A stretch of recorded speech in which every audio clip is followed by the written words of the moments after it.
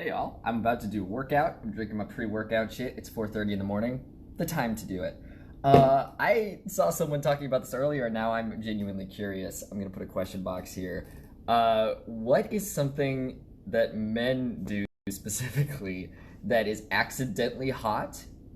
Because I have thoughts, and I'm wondering what yours are. Genuinely curious.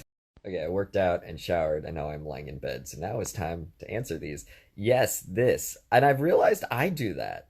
Very cool. And that's what I'm gonna notice is like if I do these things. Very, very hot. Top tier hot. Love when a guy has passions. Love when he's just going on about science or computers or video games, whatever the fuck. Even if I don't know anything about it, that's great. And they're like, oh, I'm sorry, I'm talking too much. I'm like, no, talk more. And honestly, thinking about it, I think that's what makes it hot for me, is when he's like, oh, I'm sorry, I'm talking too much. Because that is a lot of life, is just men talking at you and, like, not realizing how much they're talking. But it's cute when they acknowledge it and they're, like, awkward and embarrassed about it or something, you know, and, like, gives you an opportunity to stop. Because that's when I want you to keep talking. Like, it's cute. Real good. Oof, hell yeah, so good. And I didn't realize this is a thing that happens with me until people pointed it out to me, and then I realized it happens with other guys too. And now I'm noticing it, and it's very, very good. Oh, what's happened? Chipotle's here? Ooh, yeah, very specific, but I know exactly what you're talking about. Ah, the chicken fell. Yes, I know. Yes. Yes. It's so funny because I haven't seen it yet. I plan on seeing it because, of course, and I know exactly what you're talking about, even though I have not physically seen it. Am I gonna want to fuck the wolf? Is that what's gonna happen with this movie? I feel like that's what's gonna happen with this movie. Yeah, you're totally right. Why is that? You know, I have some friends that I've talked to who have foot fetishes, and apparently part of the appeal of that is that it's like this hidden thing that you don't get to see a lot. So maybe it's that. Maybe it's we don't see them do that. So then when they do, it's like this sexy thing.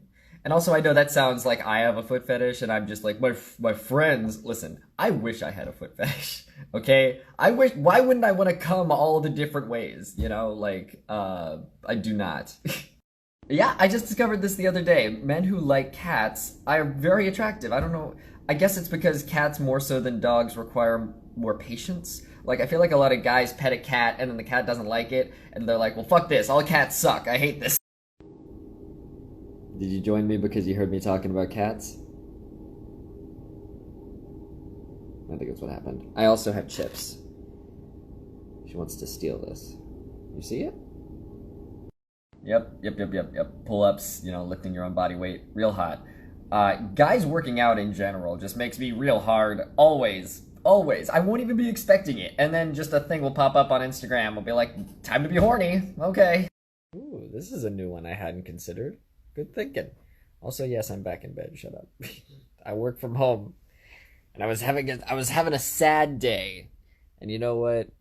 It's fine. Everything's fine. The answering these is good. You know, I'm so fine. Like experiencing sad things because of health things. Like I know exactly why I am sad and having a sad time. It took me a while to figure it out. I was like, why am I sad? This doesn't make any sense. But I've been experiencing a health thing as a result of surgery. It should clear up in a couple weeks, but just like an inconvenient thing that like puts me in a bunch of pain. So I'm on 4 ibuprofen every 8 hours again. And I'm fine with it because depression was worse. I feel, you know, when I used to experience that more frequently, where it's like I'm sad and there's no reason to be. But here it's like, oh, you're sad because you're experiencing a health condition that is preventing you from like doing the things you want to do, like having someone over to have sex, and mainly that. Maybe it's just that. Am I just horny sad? Maybe that's it. But yeah, when you're just in constant pain and you're using things to treat the pain, but you still feel it underneath, you're just gonna feel a little bit sad, and that's okay because there's a reason for it. Unlike depression, where depression is like just be sad for no reason.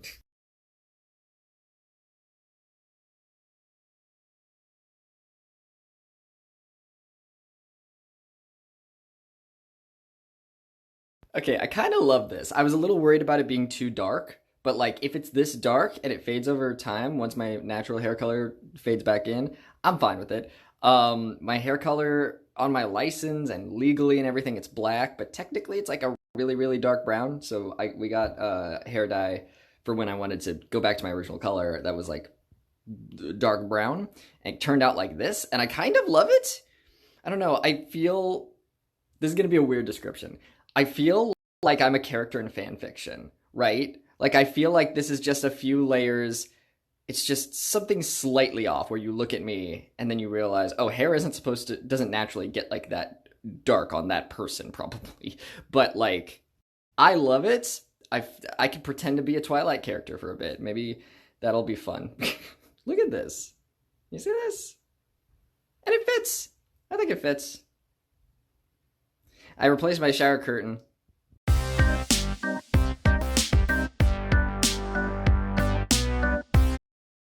Hello, it is May 20th, 2022. About a week ago, I got a call from the Crane Center with them just being like, hey, so your surgery is coming up in a couple months, and we just like to, Santucci likes to do a call to make sure that you're ready for the next step and all that and go over everything. And I was like, oh, cool, sure. So we scheduled it for today, and I just got done with that call, so let's go over it. It's funny, the first thing that he talked about, he asked me how I was, how I'm doing, and I said great, and he was like, good, that's awesome.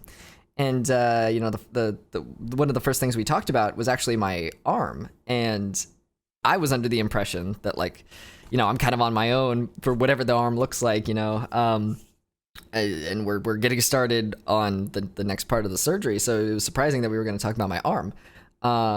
But he asked me, he saw that in my chart I had gotten a rash, and a reaction, and he asked if I could talk about that a little. And so I did. I went through it and was like, yeah, I got an allergic reaction from the silicone sheets and the Tamanu oil. And then I got a reaction again. So I've had 2 steroid shots, and I've gone through 2 of the 3 steroid shots you can have a year. So that's fun. But it's good now. It's a little bit dry in a few areas just because I'm so nervous about putting anything on it, even though I have lotions that are unscented and like dermatologist recommended for my sensitive skin. I still don't want to go near it, and he was like, yep, that's totally understandable. And he said, well, what I would suggest, for the arm stuff, actually before he talked about that, he asked, so what is your most, what scar is annoying you the most? What scar, the one down the middle, how is that one doing? Is that the one that's like annoying you the most? And I looked at my arm and was like, I've never actually thought about it. I was just treating the whole arm, but I guess if I had to pick, it would be the one around my wrist. And yeah, the one going down the middle, the one that you mentioned. And he was like, well, the thing that I have a suggestion, and the first thing that I would suggest involves the silicone sheet, so we're not going to talk about that. But the next thing is a CO2 laser, and a dermatologist could set you up with that if you wanted to treat your scars with that. What I would recommend is called a luminous ultra pulse laser, and then what you would do is put a strong steroid over it, probably Tramzolone, and then you cover it up, and that you could do that. You call a dermatologist and say, hey, I need scar treatment. Do you have the luminous ultra pulse laser? And you do that steroid 2 times a day. You cover it up, put some gauze over it or whatever. And if you were interested in that, you could do that. And then the other thing I'd recommend is that while you're under anyway, you're coming in for surgery, while you are you're put under, you could let us inject steroids directly into your arm, because that tends to really help.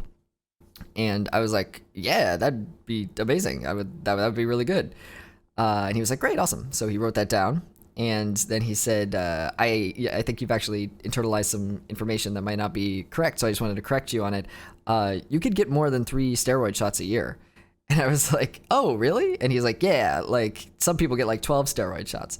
But, the steroids we're injecting you with it are different. Ours last up to 30 days. So they're different than what you would get in the urgent care. But yeah. So it's cool that I'm recording these as I get new information. So there you go. A little correction to before. And it also depends what steroid shot you're getting. And he said with that, the cream steroid, be skimpy with it, like half a pea size. You do the laser, do the cream. And I was like, so after the laser, I put on the cream. If I put like some gauze over top of that and then put a compression sleeve on top of that, would that be good? And he's like, yeah, that'd be perfect. So I wrote that down, and now I know.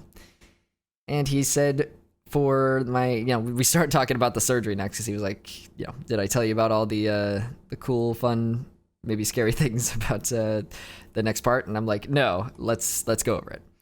So we jumped right in. He said that I was going to need to get them a urine culture, which is different than the other surgeries that I've gotten. I've never had to give a urine sample before, so I'm gonna pee in a cup and deliver it to them. Well, I guess technically I pee in the cup and then it stays, and wherever I peed in the cup, and then they test it there and then send the test results to them. But you know what I mean. They're also going to get me on an antibiotic a few days before surgery, and that's cool. And he also asked, how far of a drive is it from you? And I was like, I think it's like a 3.5 hour drive. And he was like, why don't we do the pre-op over the phone? Because I think I could go over everything, and then that'll save you some time and coming over here. And I was like, yeah, that'd be amazing. So some good news there. That'll save me some hotel space. I can stay here and hang out with my cat and work out here longer than expected. So that fucking rules. We talked about what I was getting done, the glandsplasty, the making of the head of the dick, the scrotal implants, and also the penile implant. And originally he had thought that I was getting the pump, actually. And I said, oh, actually, I think I'm getting the rod. And he said, oh, okay.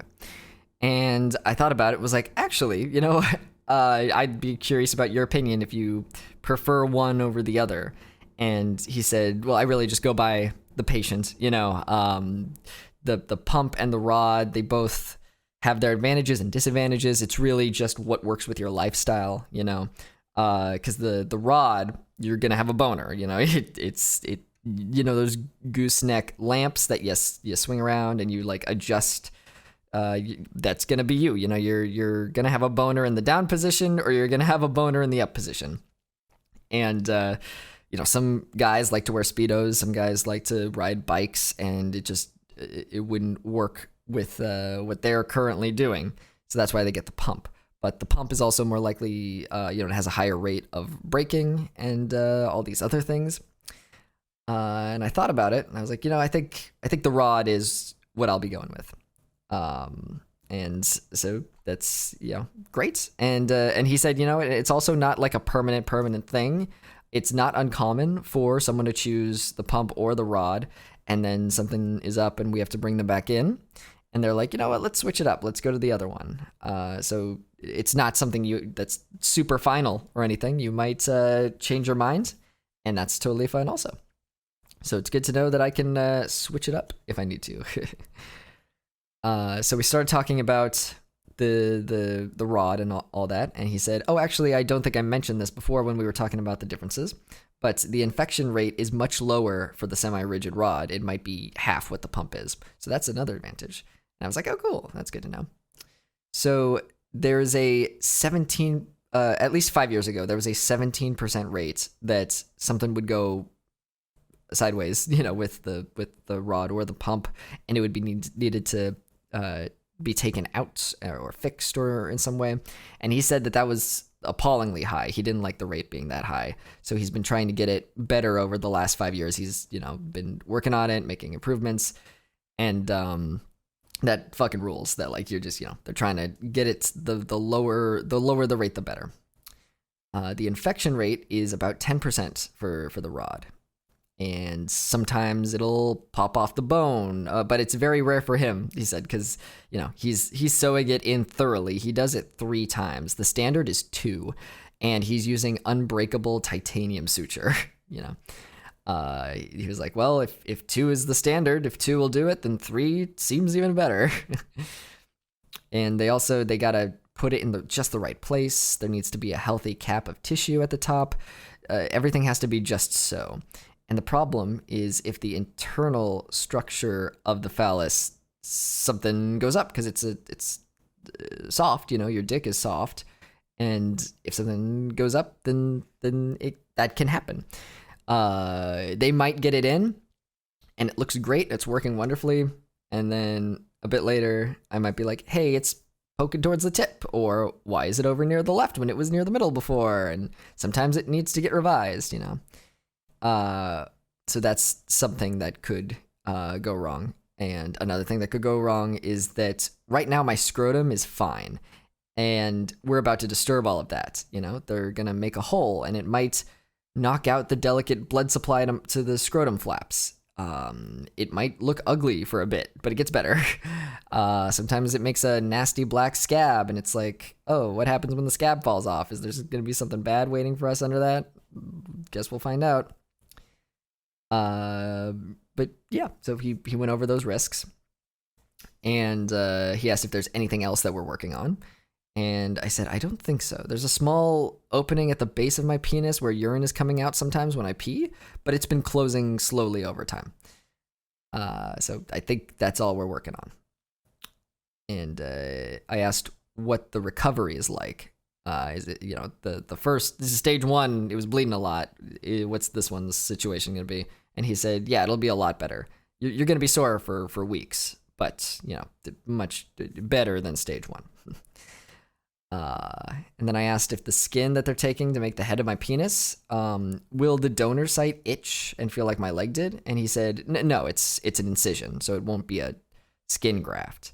It's an incision. And he said, if you put your hands on your hips, like you're mad at someone, that's where it'll be taken from, unless you want it taken from somewhere else. And I put my hands on my hips and I was like, no, that seems like a good point, good place to take it from. And then he thought of something and he was like, is your penis low? Do you think you would need a lift? And I said, you know what? I've been thinking about it because I've been, I love the size and I love that we went for a bigger size, and I will be totally happy if this is just the situation. But, I've been looking in the mirror and trying to figure out, is my penis low? Do I want it higher? And again, I will be perfectly happy if this is the situation because I wanted a bigger size. But when I wear underwear, sometimes the penis, I'm not able to pull up my underwear all the way because my dick is too big. It will push it down. The even pouch underwear and all that. And he said, okay, well, what we'll do, we'll put you down for a modest penile lift, because it does it. And we'll see when we get there, It needs to match up and be on the bone anyway, so that, that might be the situation. And I was like, oh, that's good, actually. And, like, looking in the mirror now, I'm realizing, like, oh, yeah, my penis could use a little lift. Like, that would be fun. That'd be fun. And he was like, yeah, you know what? This is not a situation that would happen. But if I were to just give your penis a lift, like while you're under and not tell you, again, would never happen. But if that were to happen, you would wake up and be like, this is better. Just because it always is just like, just having it be the correct, height on your body just does wonders for people. Like, and I realized like, oh yeah, maybe it is low. Like I wasn't even thinking about it because I just have been living with it for months, but I wasn't thinking about it in terms of a cisgender man and seeing like, oh yeah, I guess their dicks are a little bit higher. So that'd be cool. Yeah, let's do a little lift, and maybe that'll be easier for me to penetrate people with, if it's not as low. Let's see, what else? Oh, I said that I've been dealing with jock itch, and I was wondering, because I've only been spraying my taint with the antifungal spray. Should I also be spraying the front of my scrotum? And he said, yeah, you just spray it where it itches. That's a silly way to say it, but it is the situation, wherever it is. You're in Texas, and things are gonna get sweaty between the space between your scrotum and your thigh, and this is just part of being in the penis club. Like, he said it in a better way, but for me summarizing, he was like, you got junk, you got a dick now. Like, this is gonna be the situation. It is hot and sweaty, and you just treat yourself early. Just learn to keep a can of the spray on you. You can use it 2 times a day. And he also asked what kind of underwear I'm wearing. Is it I said that I was wearing Sacs and the pouch underwear and all that. And he said, good, that's, you're doing everything you can then. Just treat yourself early, just spray yourself down. And I asked did I get jock itch as a result of not blowing dry everything down there and putting underwear on, because I was blowing it dry when everything was healing after surgery, but then I stopped. Is that maybe why? And he said, yeah, it could be. Like, again, you'll just get used to everything, the longer you have a penis, the longer you'll figure out what you got to do to keep things cool and good down there. And then he asked, could you be getting jock itch from the urine leaking from the base of your penis? And I was like, I hadn't thought about that. And realistically, I don't think so, because it seems like urine is only escaping when I pee, and I get, a square of toilet paper and I dry it afterwards. So I don't think it's from that, but it's good to keep in mind. And yeah, so I'll just be spraying myself whenever. And it's funny, I briefly mentioned it to my mom because I didn't want to go into detail, because I'm like, I don't need you knowing about my jock itch. I said I had a health situation that was preventing me from walking, and she was like, what's wrong? And I was like, no, it's nothing, just I'm she was like, what? And I was like, listen, I don't want to talk to you about it. And she was like, okay, that's fine. When we were talking on the phone, and then she called back and she was like, hey, I just thought of something just now. You might, your dad and also your stepdad, so you're like both dads, used to use a spray. I remember, because like it would get on the floor and I would like be mad at them about it. So you should be using you try using ask your doctor if you should be using a spray. And I was like, yeah, I've been using a spray. And I was trying to get off the phone as soon as possible, but then I was like, I should ask. You know what? Lived experience, let's ask. So I was like, thank you, Mom, for telling me. How often did they use it? And she was like, I think daily. And I was like, okay, so this is just a cis male thing that, like, guys who are sweaty or have hair, they use the spray. So that makes me feel better. And it's embarrassing to talk about and all that, but just, ask the questions. My cis male friends have been like so cool with talking to me about everything all the information that I should have got during puberty, basically. All of them have been like super chill and like oversharing, if anything, but I appreciate it. You know what I mean? Like some of them have gone into details that I never asked of them, but it's been great and very educational. About, locker rooms and steam room etiquette and like these things. And I've gotten to, I'm very fortunate that I have friends from all walks of life where cis men have openly shared with me, whether they're from a straight point of view or from a gay point of view, their experiences with locker rooms and genitals and things, where I'm just fortunate that I don't have to go on the internet and search this stuff. Like, I can, but I'm glad that my friends are so chill and cool, and just talking to me about this stuff. And yeah, it sucks and is weird that my mom knows that I have jock itch, but I would not have gained the information about the powder spray if I had not talked about it. So you know what? Sometimes you just got to talk about the weird stuff, and you'll get information in return. But yeah, Anyway, that is all that happened in the meeting. So I'm gonna say goodbye for now. Right now in the story, I'm like about 2 weeks into the spray treatment, and today was the first day that I really felt like it felt better. I woke up, I think 3 or 4 hours after I should have taken ibuprofen, when I was on 4 ibuprofen every 8 hours. And then I was like, you know what? I don't feel like I'm in terrible pain. Let's not take ibuprofen for as long as possible and see how we do. And I didn't need it for a while. Like, I took a shower and I was like agitating it because I was washing it. And then it was like a little bit sore after that. But that was like 5 or 6 hours after I needed or should have been taking Advil. So I was like, or ibuprofen rather. So I was like, you know what? Jesse can have a little ibuprofen as a treat. So I gave myself 2 ibuprofen. And then I went for a walk, agitated it, took 2 more, but it is getting better, and that is the point. And now I'll just be spraying that bad boy all the ways. Spray it everywhere. Anyway, goodbye. I know this likely won't mean anything to anyone else, or maybe you'll be happy for me, or maybe you're in your transition and you're wondering about things or whatever. I used to wear backwards hats pre-transition before I knew I was a boy, and you know, it fit for like lesbian chic, like this is a girl wearing a hat style. And then once I started transitioning, I went on T.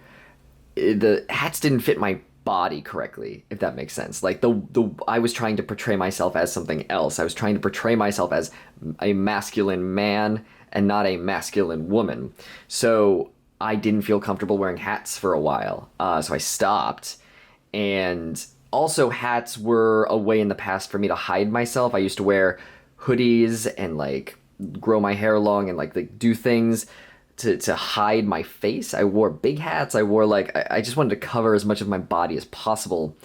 And so I keep checking every once in a while. It's like extremely rare, like once or twice a year I'll put on a hat and just see. Just put on a backwards hat and see if it works. And I have to walk to the grocery store now, and my hats are in my top drawer, and I was like, you know what, fuck it, let's try it. Let's just try it. And I love how this looks on me. Hats finally fit my body correctly. I think I needed to get my face to a certain look, and also my body shaped to a certain look, and I looked in the mirror and was just like, holy shit, this is it. Everything has fallen into place. Fuck yeah. Did something cool this morning that I don't know if it's too horny to talk about it, but we'll just say this morning was very validating. I felt very, very good in a way where I was getting dressed and I just had a smile on my face and was like, you know what, let's try it. Let's try the hats again. And it works and it's cool. Just patience. Sometimes things are going to work out in a way that maybe you're not thinking they will. I was fully accepting that maybe I'm just not going to be a hat guy, but it works now. And I am so fucking thrilled. Look at that. Getting that muscle in. I've been doing a lot of push-ups, a lot of pull-ups, trying to get the Dorito shape. But yeah. This is so cool. I'm just very thrilled. Anyway, I'm about to go outside and look like a young dude who smokes weed. Thought we'd change the location and do it in here this time. I might not even keep this in. I just wanted to. I got a sick pump today. Feeling good. Feeling strong. Physically, not mentally. Well, mentally, I'm just sad. I started putting pudding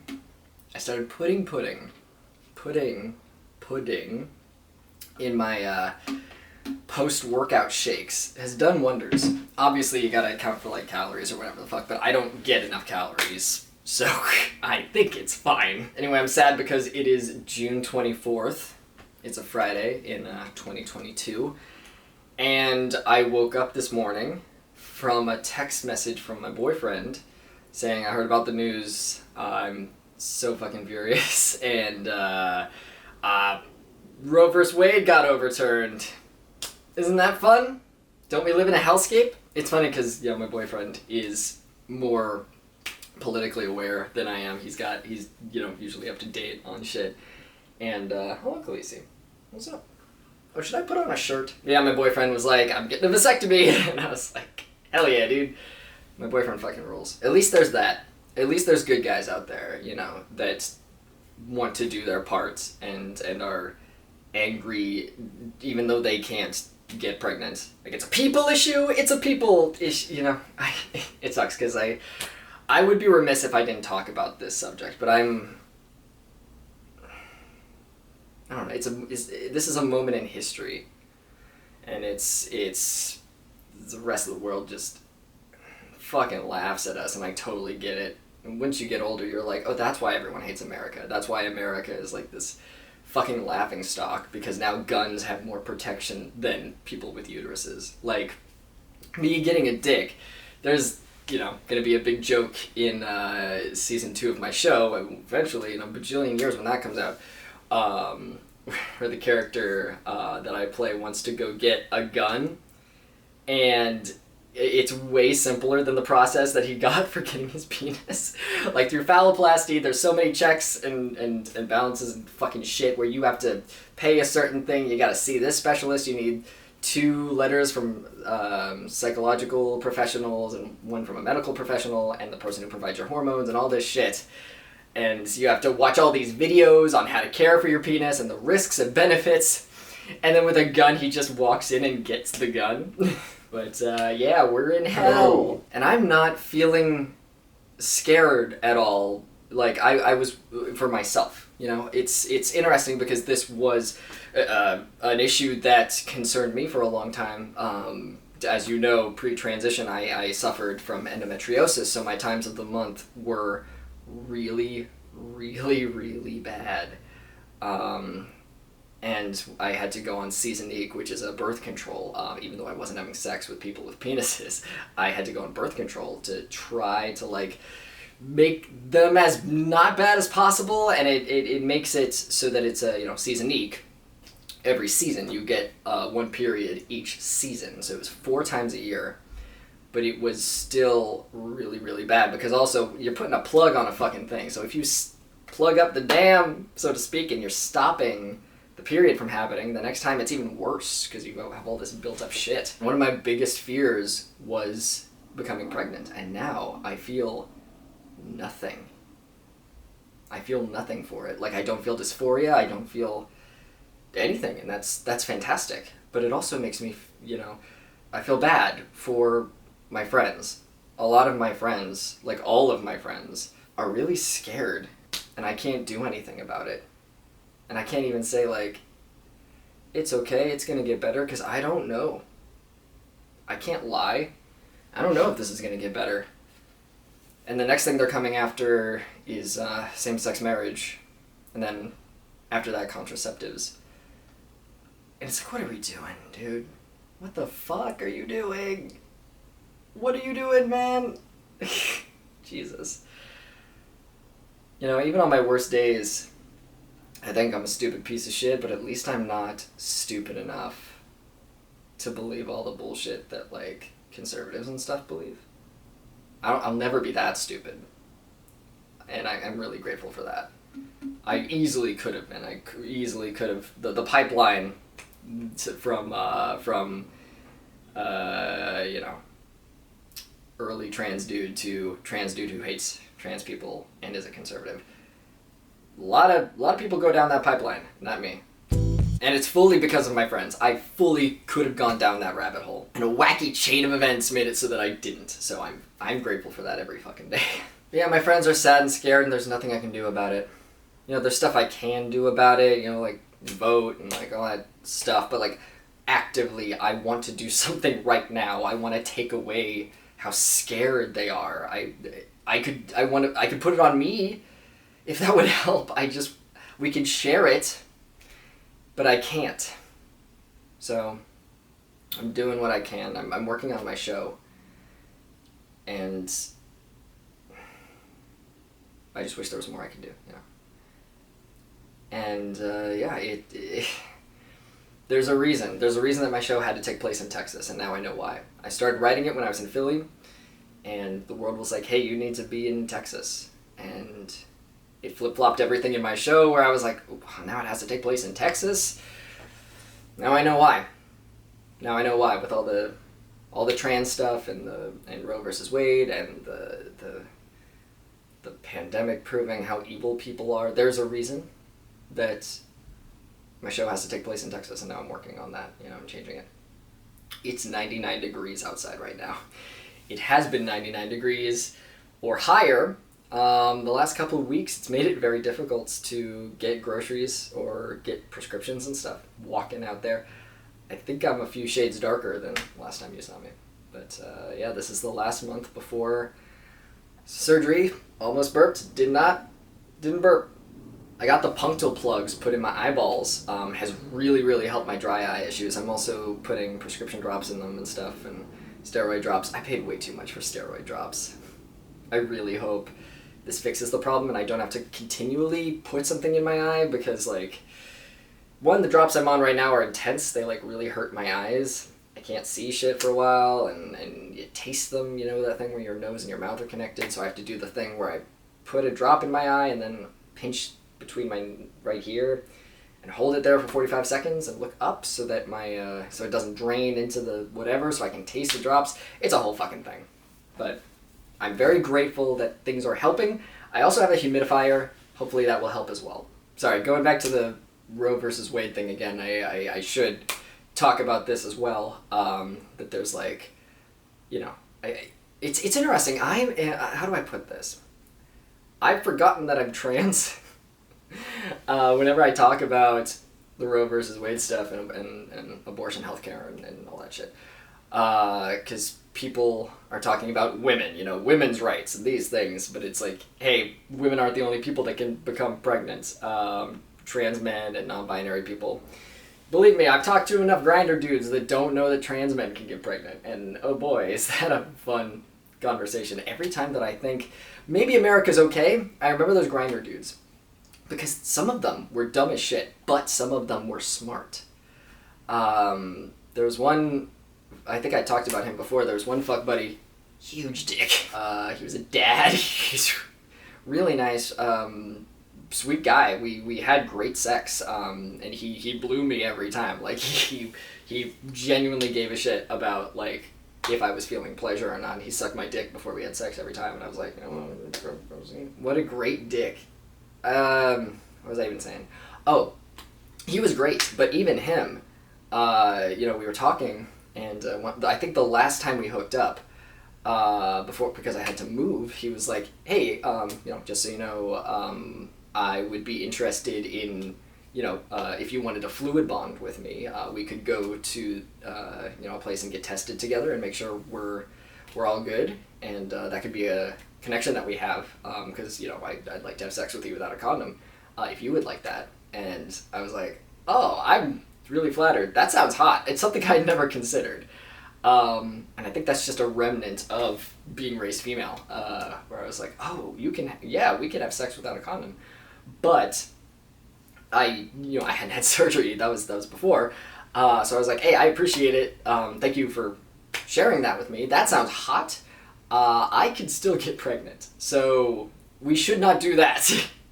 And he was like, okay, well, if something changes in the future, let me know. And I appreciate that he brought it up to me in that way. It was very mature and a nice conversation to have. But, thinking about it afterwards, I was like,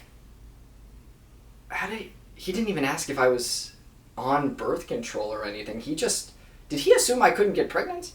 That's what it really seems like. He assumed that I couldn't get pregnant. Does he not know? And you think about how many cis men are having sex with trans men and not knowing that they can get pregnant. So whenever I think maybe the education in our country is okay, I think about that, where even the nicest, smartest, most educated dudes, there's just a lot of information on trans men that is just not available. And even when you go searching for it, I don't know if you'd be able to super find it. I mean, I got it from a simple search. I just Googled, can trans men get pregnant? And they were like, yeah. But there are other topics about trans men that aren't, that are related, but aren't as easy to access. Which is why I hope these vlogs are good for that, to give you info.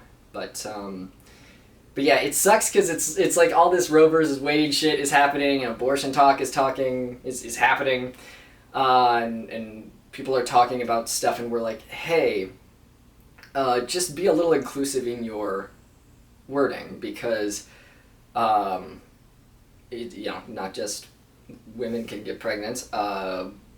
People are saying like people with uteruses and all that stuff.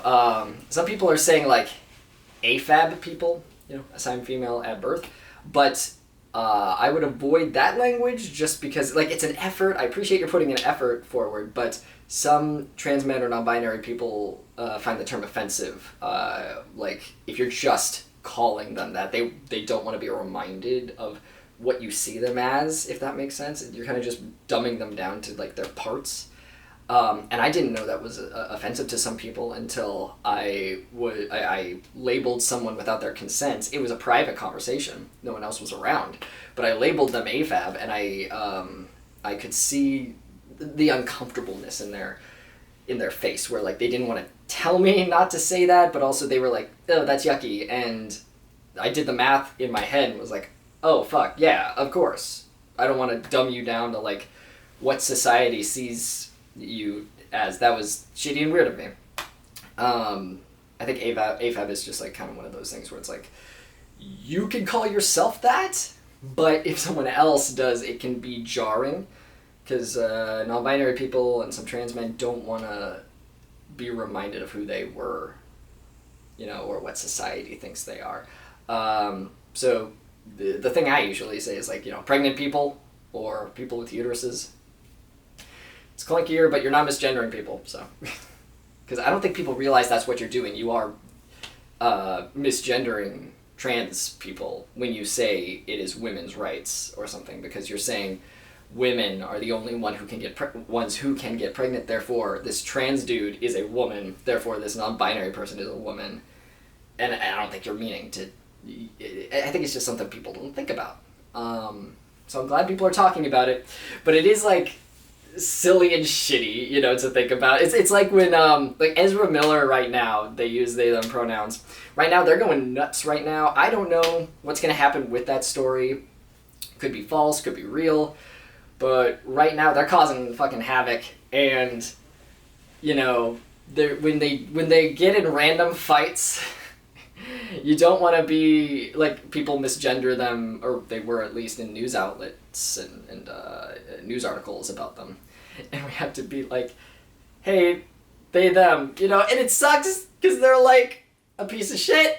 There was a sexual predator who was grooming minors in the Brony community, and they used they them pronouns, and everyone kept misgendering them.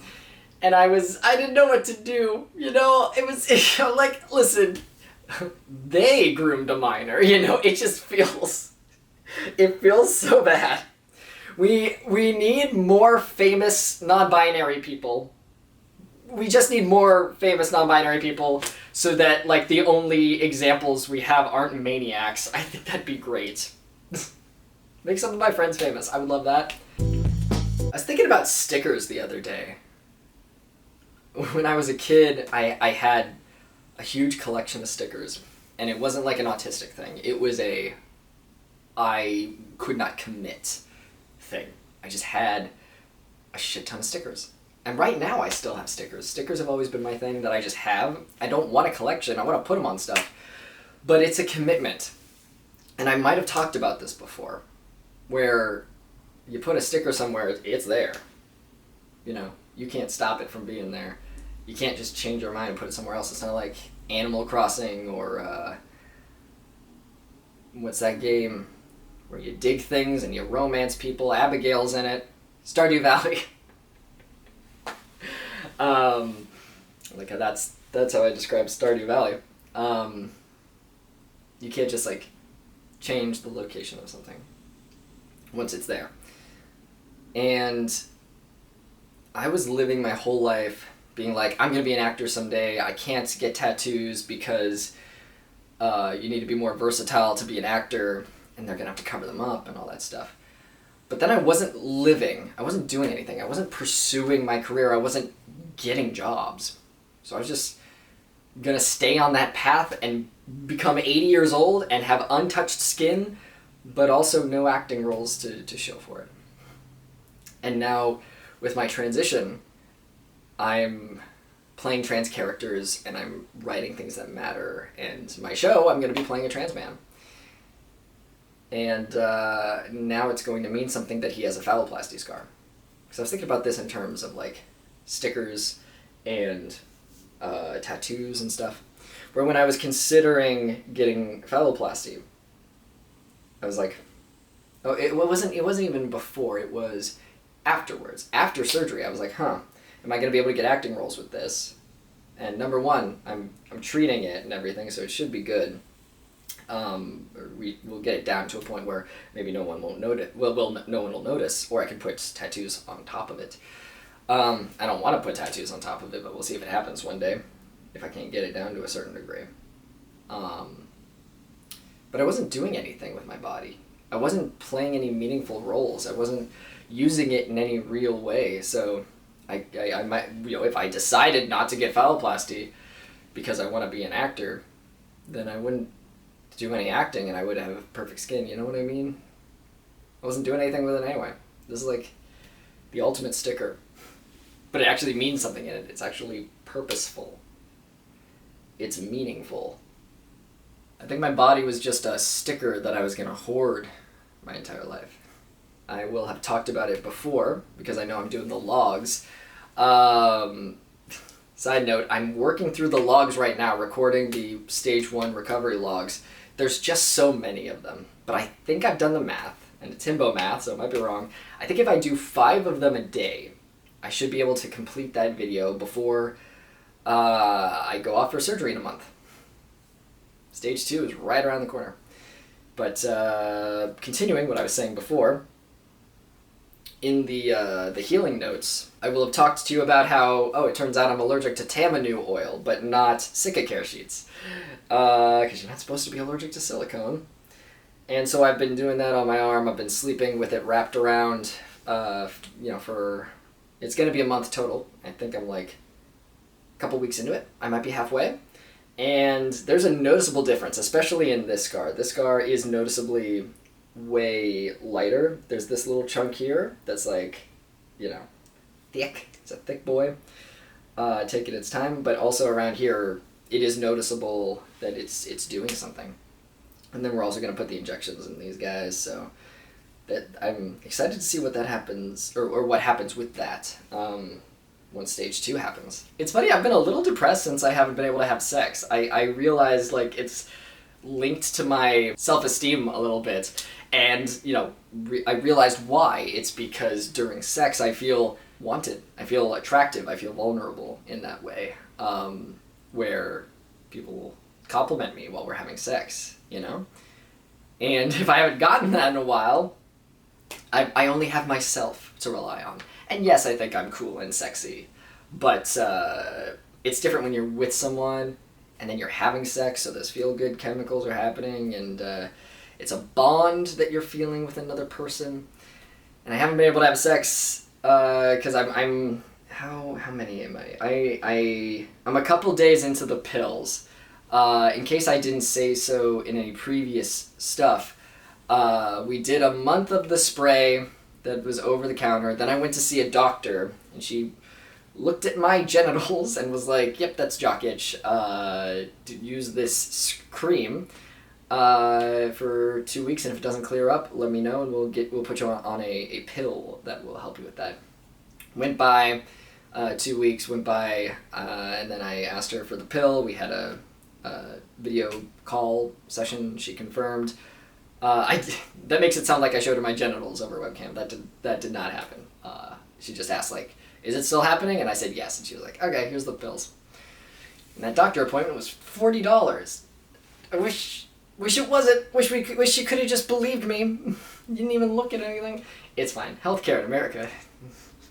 So I'm a couple days into those pills. They suck. The effects are fine. I'm not feeling nauseous or anything from it, but like, it's one of those pills where you put it in your mouth and it instantly starts dissolving and it tastes like shit. So I have to have water in my mouth. I throw the pill in and I swallow it as clearly and as quickly as possible. I'm supposed to take it with food as well, and I assume it's, nausea factors into it, because she said, if you feel nausea with it, let me know and we can prescribe you an anti-nausea pill to take with it as well. And I'm taking these for 2 weeks. She said these pills are a little more intense, so what we do is we're going to give you enough for 2 weeks to take it once a day, and if it still doesn't clear up, let me know, and I will give you another prescription so you can take 2 a day for 2 weeks. So we're down to the wire, because the two things I definitely want to do before stage 2, because I just want to for research and to find my findings, is I want to have sex before the rod is put in. I've gotten blowjobs, but like I've gotten a blowjob. I would like to experience sex without the rod just to see what it feels like, so I can report my findings and have something to compare it to before the rod gets put in. And I also want to go for a run, so that I will have gone on a run every single stage of my life. Pre-transition, post-transition, but before surgery, post-stage 1, and then post-stage 2. And we are really down to the wire, because I think if worst case, we have to do the full 4 weeks total of these pills before I'm all good, I think I have like maybe 2 weeks before surgery, maybe 3. So I got to get on that. I hope it clears up soon. Oh, and I'm also doing the cream on top of the pills, in case that was not clear. I'm doing the cream twice a day, and then the pills once a day. I have the Tamanu oil and the silicone thing in my notes for this, so I might not have said it in any other vlogs. Let's find out. Okay, so when I talked to Santucci, he asked me about the arm reactions, and I told him, and I was like, yeah, I'm allergic to Tamanu oil and the silicone Sikacare sheets. And he said that, we can put the injection in your scars that are thicker. And then he said, yeah, what's funny about silicone is you're not supposed to be allergic to it. And I was like, yeah. And then I was thinking about it later, and I was like, hold on. The first allergic reaction, I was applying Tamanu oil to my arm for like, I want to say a week or so. It was more than 3 days, basically, where I was doing that back and forth, the front and back.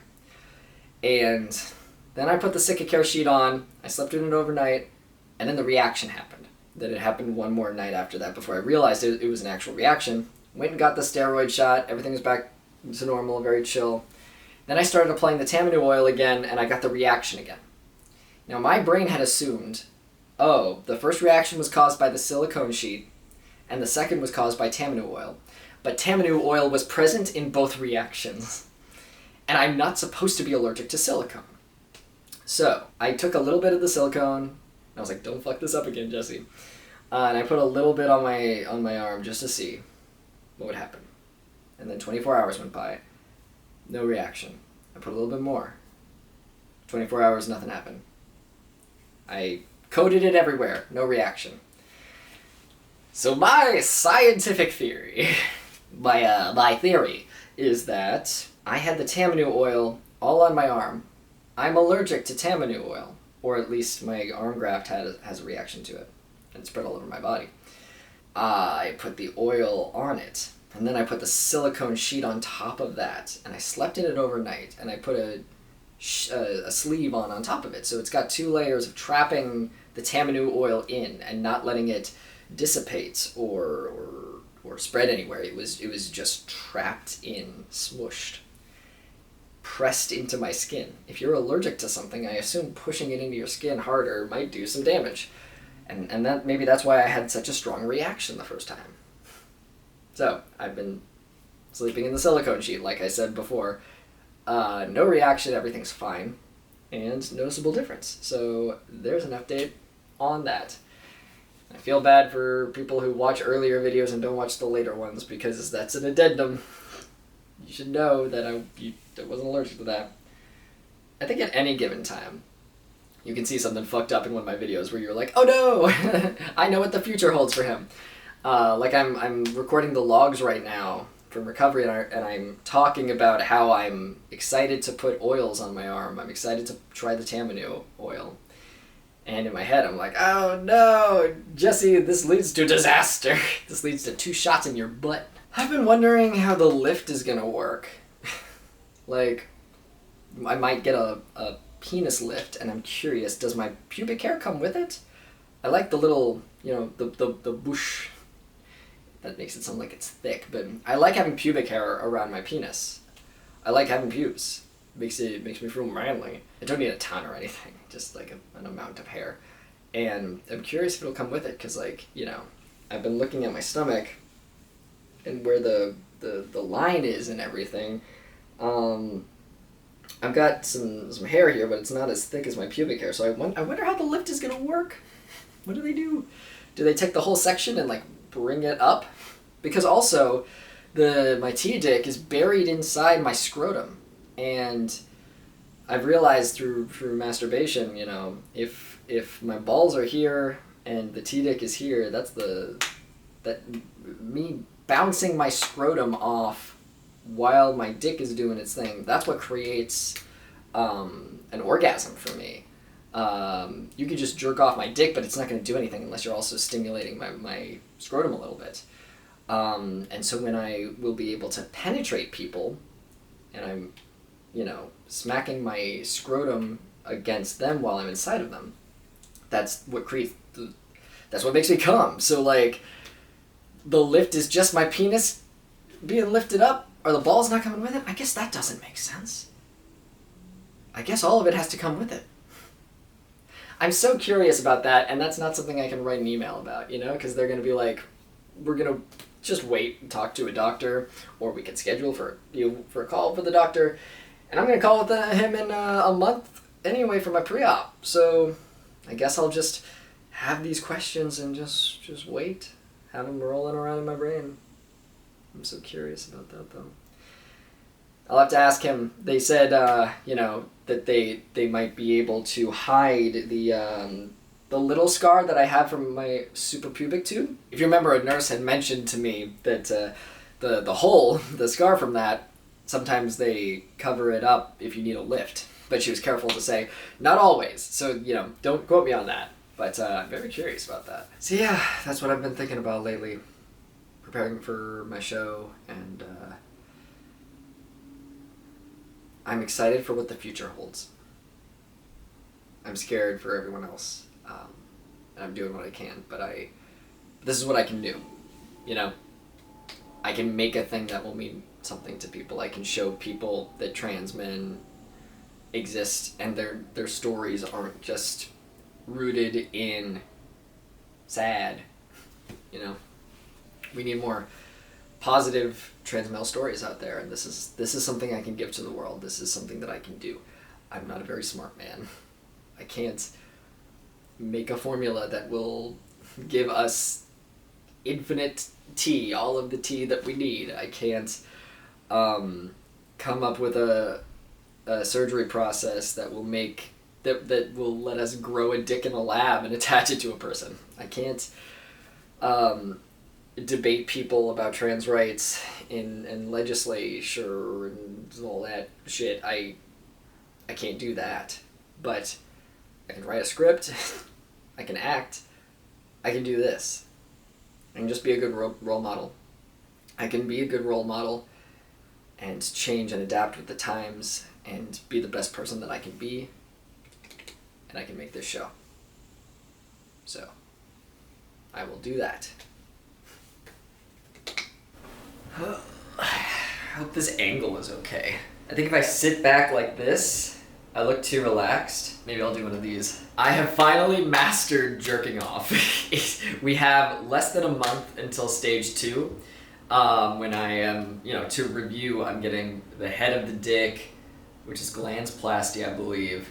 I'm getting scrotal implants. I'm getting the rod. I might be getting a penile lift, where it's going up more, so then it doesn't hit the bottom of my underwear, which is funny because, like, it is a very trans dude thing where we wear our underwear low. It's funny that I'm wearing mine low because my dick is, like, hitting the bottom of the underwear and I can't lift it up more, or my penis will lift with it. So I guess at any stage it's gonna just be a trans dude thing, but I only have less than a month of dealing with that, so I'm excited about that. Discovering lotion on the ding dong was such a game changer because I accidentally discovered it. Because like when you're like, you know, I'm discovering everything on kind of a delay, where cis dudes going through puberty, they're discovering shit, they knew all the tricks as a teenager.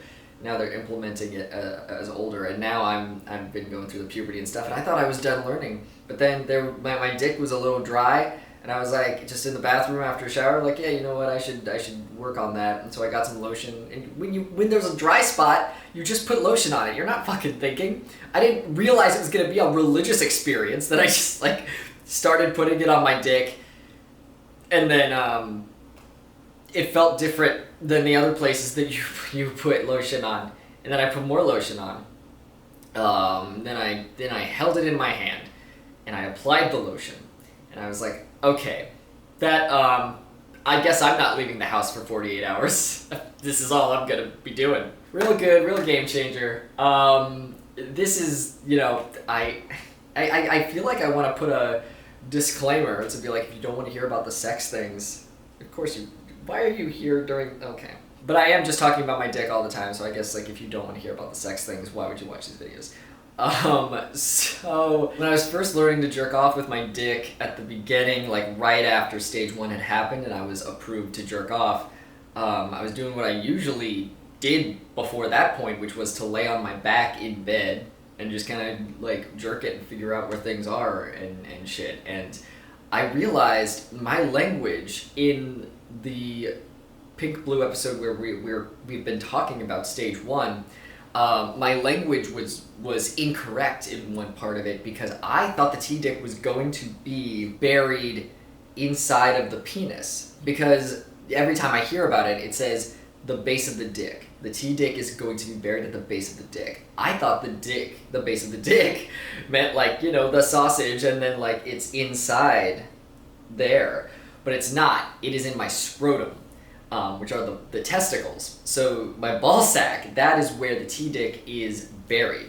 So when it's here, and my dick is sticking out here, it is pleasurable to, like, you know, if I was having penetrative sex with someone, hitting, you know, their vagina or their asshole or whatever is happening, when the ball sack hits that and creates friction, that is pleasurable. Well, it is also pleasurable for, like, the dick to be touched and shit. But yeah, so I was talking the whole time at the beginning of this whole project. I don't know what the word is. Process. That's the word I was trying to think of. The whole process. I was speaking about it, thinking that the T-dick was going to be in the physical penis, but it's implanted and it's buried in my scrotum. But yeah, pre-stage 1, you lay on your back, you jerk off your T-dick, pretty standard.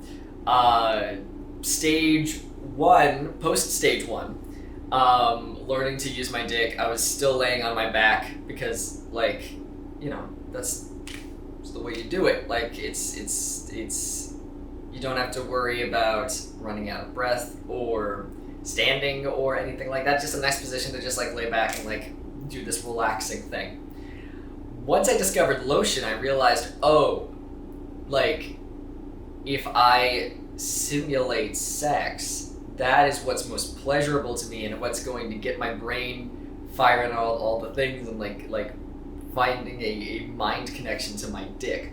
So I realized, because we haven't hit stage 2 and it isn't hard enough for penetrative sex yet, I can't lay on my back to jerk off anymore if I'm using lotion. I have to get on my, you know, it's funny, I'm like, should I describe this part? But I guess I should. I've talked about more embarrassing things. Like, this isn't embarrassing for me. It's just one of those things of, like, am I overstepping? Is this, like, too much information? But that's the thing, is, like, there's no information out there for people. It's just people on YouTube making videos. So I guess I should. So, I'm in bed. I was trying to use lotion on my back. Was not working. So, got up and got on my knees in bed and got the lotion and, like, was jerking myself off. And I realized that's the way to do it. because if I'm going to be thrusting into my hand and then also manually jerking it, I can't be on my back because my dick is not hard enough right now at this stage to hit the right angles, basically. Like, it's gonna be too, it's not floppy, but it's too floppy to do what I want. I need to let gravity do some of the work, basically. And if I'm on my knees upwards, like, I don't know how to describe it. On your knees, but not like down on your knees. You're like upwards on your knees, you know? That's how I'm doing it. Because yeah, if you let gravity do a little bit of the work for you, if I'm like thrusting in a downwards position, then we can pretend that my dick is straight. But yeah, that's been a game changer. I'm having the most fulfilling, amazing orgasms of my life, and that's crazy and cool. Because like I said, we're less than a month until stage 2. And I really thought that I was going to have to wait till stage 2 to have any like really good orgasms. Like I thought it would take my dick being hard and having the rod inside of it in order for me to like actually connect with it in a real way. But it's very cool that we're not even at stage 2, and that happened. So my surgery is August 2nd, and on, what day was it? June 28th, I was sent the forms to fill out and the videos to watch. You know, like in stage 1, they have you watch the video. The guy tells you about the benefits and risks, and you fill out the form, and just some basic questions to make sure you're not an insane person. They're like, what year is it? And like, if Bobby has 8 apples and Jimmy has 2, what happens if they add the apples together? Just like little basic questions in the questionnaire to answer. The technical name for what I'm getting is penile implant placement. Penile implant placement. Penile implant placement. I might add that to my tongue twisters that I do before voiceover. But I needed to get a urine culture for that. I did not have to get a urine culture for the stage 1, but I did have to get a blood test, I believe. Or a test of some kind. They needed my blood. They're like, give us your blood, and I did. And once my urine culture is clear, which I'm doing tomorrow, I'm going to my doctor, and then they're gonna fax over the results. They prescribed me some antibiotics, which I'm going to be taking starting 3 days before surgery. Then I have surgery, and then I take them for 7 or so days after that, I believe. And I realized with this pee test tomorrow, this is the first time that I'll have to pee in a cup with a penis. And all of a sudden I was excited about it. Like, if you have any junk, you might be familiar with the process of giving a urine sample and like you're shoving it in there and it's kind of blind. Maybe it's just because I never had any relation to that part of me, but I feel like it'd be hard for anyone to like squirt pee in an uncontrollable stream in the dark while your hand's just under there and your hand gets covered in urine and the cup gets covered in urine. Like, you're trying your best, but like nothing's happening. Again, it might just be because I never really related to that part of me, but I'm actually excited for the urine test tomorrow. I was kind of like dreading it before, and then I realized, oh shit, yeah, I guess I'm just going to put the tip of my penis in a cup and pee into it. Weird little things that you get excited for, just that are just basic for people born with penises. But for me, I'm like, fuck yeah, let's fucking get it. Let's pee in this cup, bitch. Anyway, from the papers and the test and shit that I had to do, I wrote down some notes that I found interesting. So during the video portion, he explained that I will continue getting sensation for 2.5 years. 2.5 years I'm going to continue to get sensation in my penis, which is fantastic because I've got a decent amount, enough that I can like have amazing orgasms. So wow, that's really good news. But one of the risks that he did note is that if I get the rod in, or the pump, whichever, one possible side effect might be that I have less sensation than I do right now. But that's such a low risk. It's 5% or less. Because again, it really seems like any of the side effects are way low in the percentage, at least for this specific sensor that I'm going to, which is why I chose them. I also found out that the rod, I'm not sure if it's also the pump, but I noted the rod was made for impotent men. It's made for older dudes who that can't get hard. That's what they were originally made in mind for. And that made me feel a lot better about the process. I believe in a previous video I was talking about, like, how old am I gonna be fucking, you know? Like, if this thing has to be replaced every 20 years, what's the highest age? Like, am I gonna be able to get this surgery when I'm 70? Am I gonna live that long? You know, like, I was a little nervous about that. And then hearing, like, oh, this is a fairly invasive surgery that they designed with old dudes in mind, I felt a lot better. So again, there are the two different methods. There's the pump and there's the rod. I'm getting the rod. With the pump, 50% can break after 5 to 7 years or so. Because these things, oh, I see, yeah. This was made with old dudes in mind, and a second ago I said I'm not sure if the pump is also made with old dudes in mind. It is, because, you know, with the pump, it says 50% can break after 5 to 7 years or so, because old men have sex differently than 20 to 30-year-old trans men.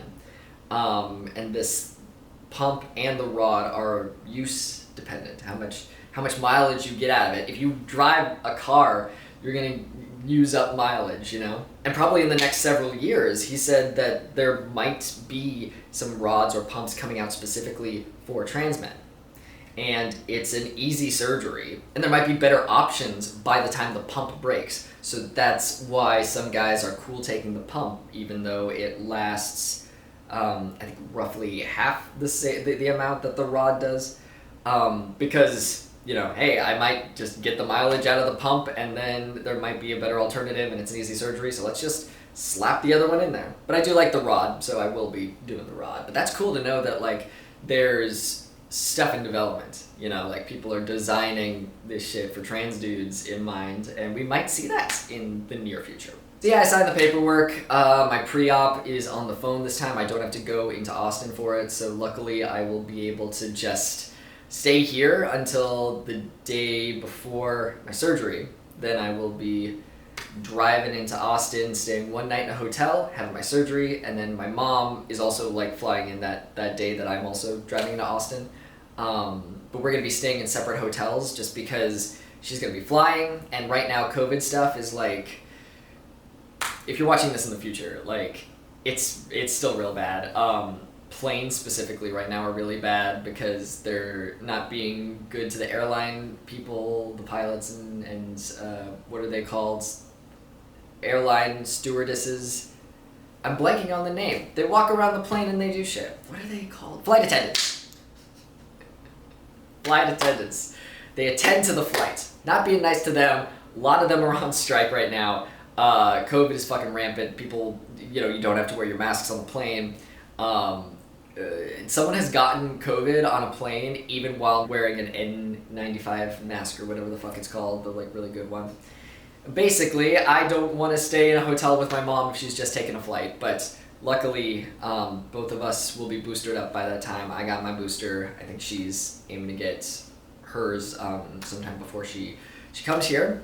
My parents just got COVID, I believe, a week or two ago, but luckily both of them are up to vaccination status, so didn't affect them terribly at all, which is fucking great. Fucking get your vaccinations.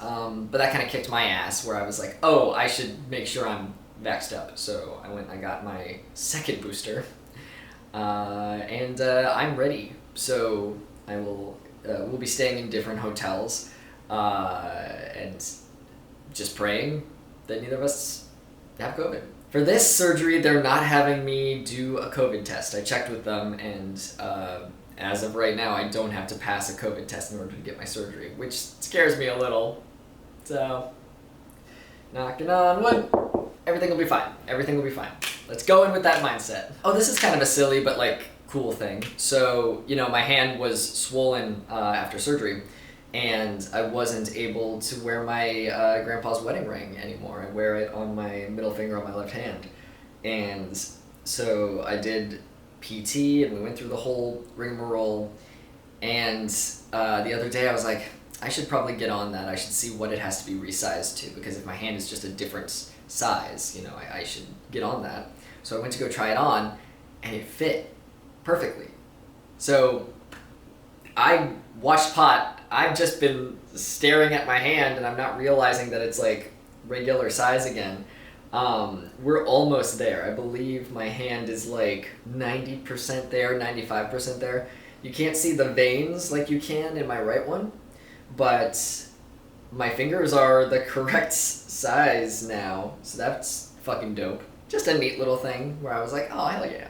And I'm not sure if I said this in the previous video, but I did wear the Sick Care sheet for a month. And looking at my photos, there's definitely a noticeable difference. The sheet did a good job bringing down the prominence of some of these scars. And I actually found someone on Instagram that does tattooing specifically for phalloplasty scars, RFF scars. And he also does realistic nipple scars, cover-ups. And you can also do that if you had top surgery and you don't have nipples, and you wanted to just get them tattooed on afterwards. He does those, and like his work's incredible. Like with the arms and with the nipples, they're really amazing. Some of these results, like, it's fucking nuts. And it made me think for the first time, like, oh, I guess I could get my nipples tattooed if I wanted to. Because I really like my body. I really like how my nipples sit on my chest. But looking at some of the before pictures in some of his work, there's the nipples don't resemble cisgender nipples, and the question is like, would I benefit from that? And I think me just going out in the world and like going to the beach and taking off my shirt and stuff, I don't give a shit. Like, I don't really feel insecure about how other people view me. It's only how I view myself. And I really like my body, so it doesn't really matter to me. But I was thinking about it, and I was like, oh, well, if I want to play cisgender men or things in like projects and stuff, maybe it's something to think about. And I had to consider, like, well, if I do that, do I just want a nipple revision? And I was thinking about plastic surgeons to look into, but then I was like, if I get a revision, I don't know if that's for me, because I don't really give a shit if they're smaller or bigger or whatever. And if I get a revision on my nipples, chances are I'm going to have less sensation or no sensation in my nipples. And right now I'm squeezing my nipples on camera. I like that I can feel my nipples. I've lost a bit of sensation because I got the extra step of them shaving down the nipples during top surgery, because they would have been more pointed if I hadn't. So I don't regret that. But I don't think a revision is something that I would want, just because I like that I can feel them. And it's interesting, I follow some people on Instagram who are in wheelchairs or have loss of sensation in parts of their body. And one of them was the other day talking about, he shared this video of how the mental connection to body parts works, where someone's arm wasn't there, but they put like a fake arm there, and they were doing the same things to this guy's flesh and blood hand as they were to this fake hand. And they switched them out so that like they were doing things to this fake hand. And the guy who has both functioning hands could feel it, even though it wasn't his hand. I hope I'm describing that correctly. You can probably like envision what I'm trying to say. But he was having a mental connection to something that wasn't his own. And the guy in a wheelchair that I follow on Instagram, he shared this in his story and talked about how interesting it is, the mind connection, and he shared that that's why like sex using mirrors and stuff can be really helpful for people who have loss of sensation in their arms or their legs or something. And that made me realize, like, oh yeah, I understand that. I should try that. Because like, if I'm just like having sex with someone like on this couch where there's no visuals, where I can't see myself at all, and they're touching my nipples, it's hot because I know they are, but like I have to be looking at it to really connect with it. if I'm looking away and I'm not noticing what they're doing, I might not even know they're touching my nipples sometimes. And I experimented, because I went in the mirror and I tried touching my nipples, and I saw myself touching my nipples, and it was hot, and I could feel it more. So that's really interesting, like just the mind connection. So if you have if you're experiencing less sensation in parts of your body, try looking in mirrors and doing shit, because it really does make a difference of like seeing what is happening. But yeah, I was looking at his work. He goes to like he has several different locations that he works at, and that is something that I can consider for next year or in the future if I want my nips tatted, because he doesn't have to do a lot of work. It would just be like a little work to do his. He basically does like a 3D kind of illusion effect, and his work's just incredible. Because it has to be for me to like be paying attention to it, to be like, oh, that kind of seems like something that would benefit me. Because I already love my body and I love how it looks and everything, so everything past this point is just like extra. And it made me think about whether I want to consider getting a tattoo on my arm. And you got to think about like, am I doing this for me or am I doing this for other people? And if I'm like the chest, if I'm just going out in the world, I'm fine with not having a tattoo on my arm. But maybe it's something to consider in the future for my show, because in season 2, if we get a season 2, my character would be getting phalloplasty, and so maybe I should wait to get my arm tattooed, see how that goes. Maybe try some laser treatments on it and see if we can get this lighter, or if it just gets lighter over time or whatever. Yeah, something to think about, because with me, I like my scar. I like looking at it. It reminds me of things, and it's also a conversation starter. I don't like it in the shitty way where someone just comments on it. It was like, what happened to your arm? Because it's like, that's rude. But I like it in the specific way if someone knows that I'm trans, because when that is brought up, then I have to say that I have a penis. and I wouldn't bring it up otherwise. But yeah, I like my scars, so anything that I do to them would just be for acting purposes. There's a situation happening right now with a bunch of stuff in Texas where we might have to move.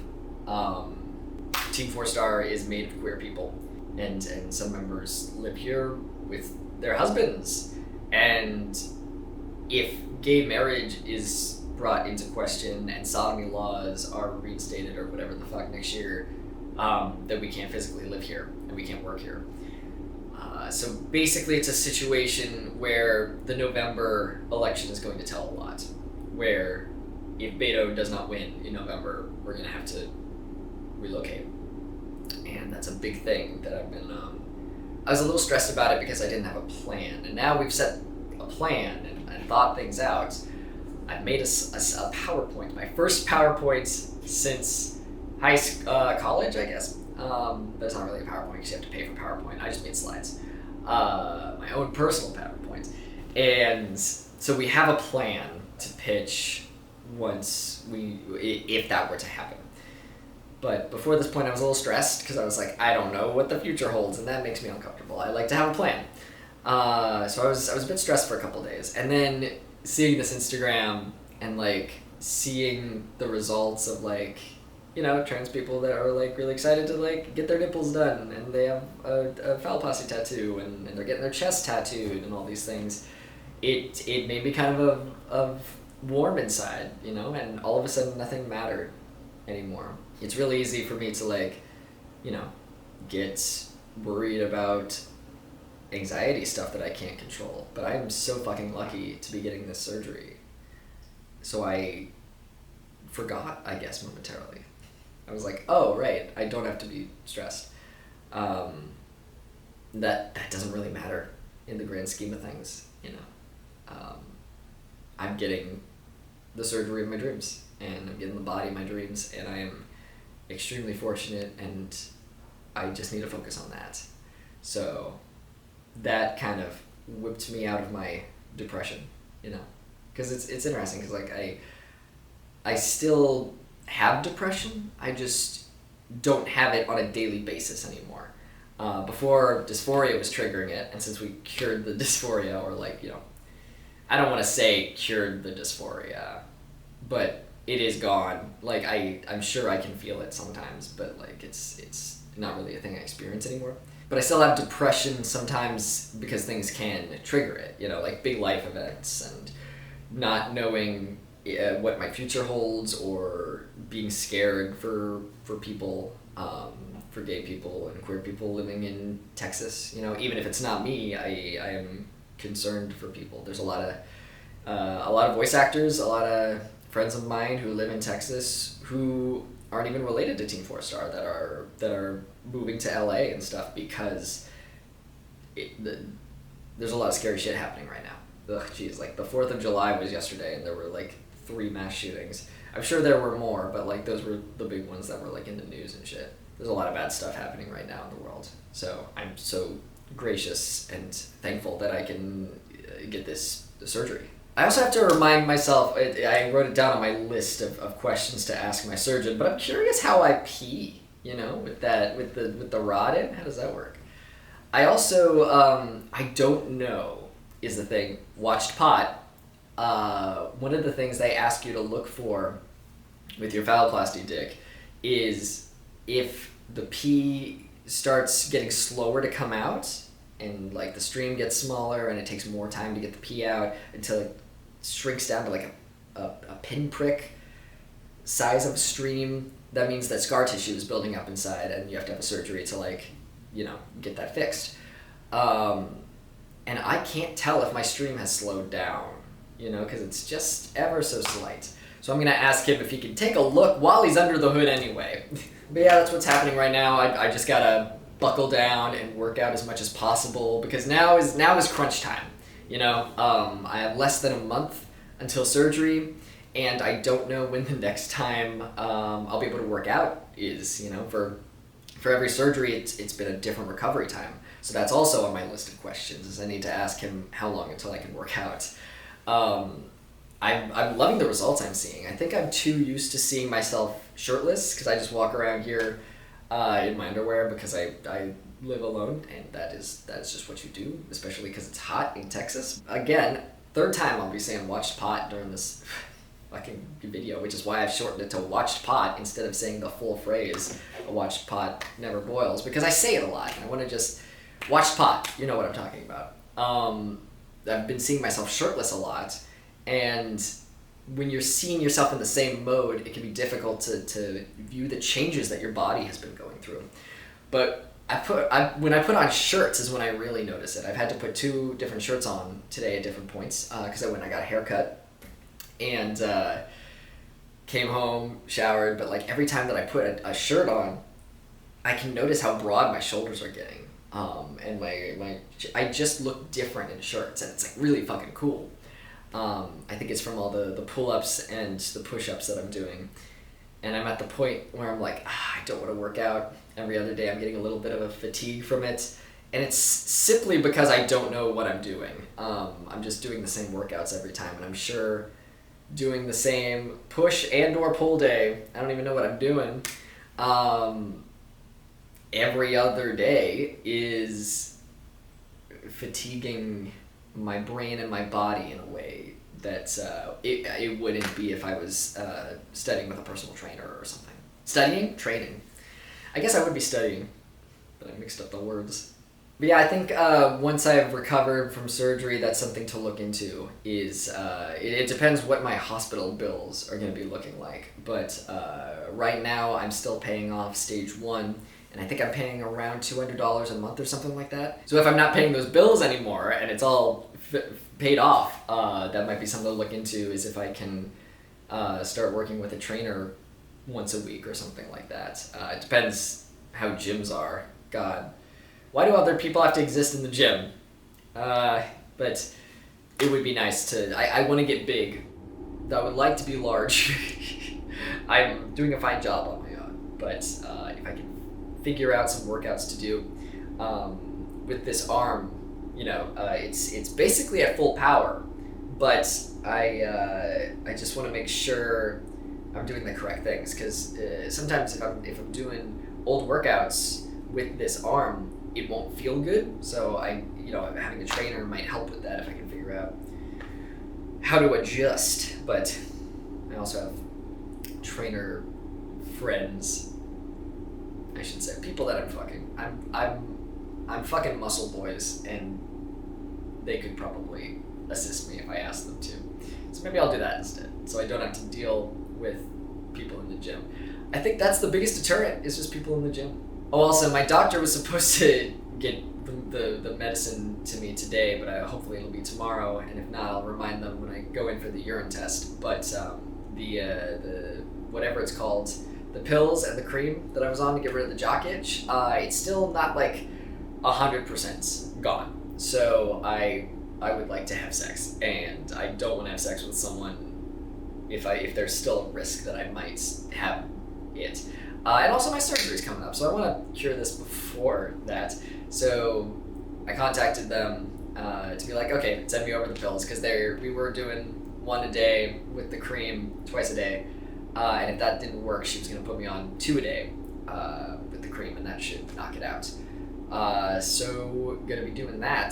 The 3 things that I want to do before surgery are have sex, go for a run, and maybe go swimming. I think I want to experience those 3 things just so that I have experience knowing what they are like without the rod in. And also, I'd love a blowjob.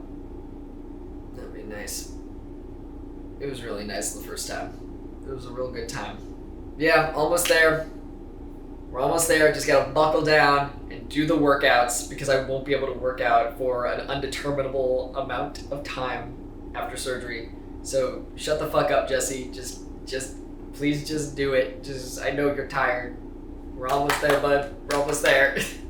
I just had some donuts and milk, and I'm sure that's the best thing for recording, As a voice actor, I'm here to tell you, the thing you need to just fucking gargle down your throat hole before you...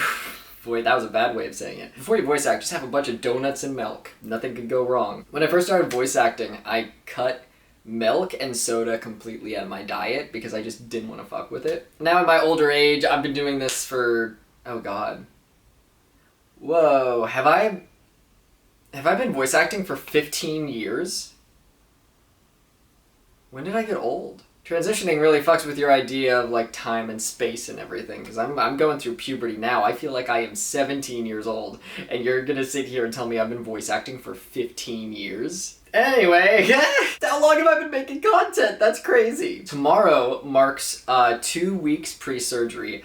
In my typical, I have to plan everything out meticulously, I've made a schedule, as I have for my previous surgeries, detailing when and where and what I should be doing at these certain benchmarks. I've got lists for 2 weeks pre-surgery, which is July 19th, 3 days pre-surgery, which is July 30th, and then July 31st, which is the day before I leave for Austin.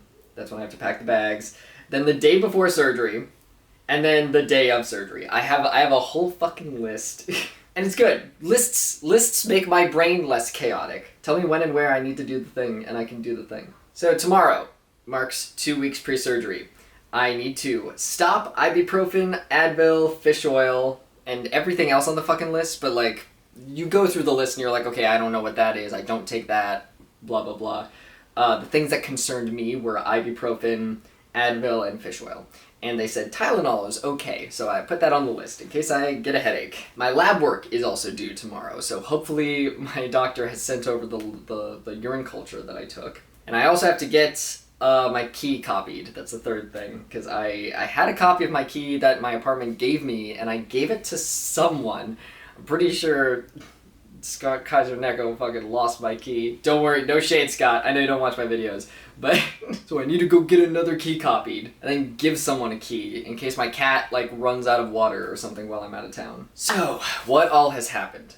I finally understand butt pics?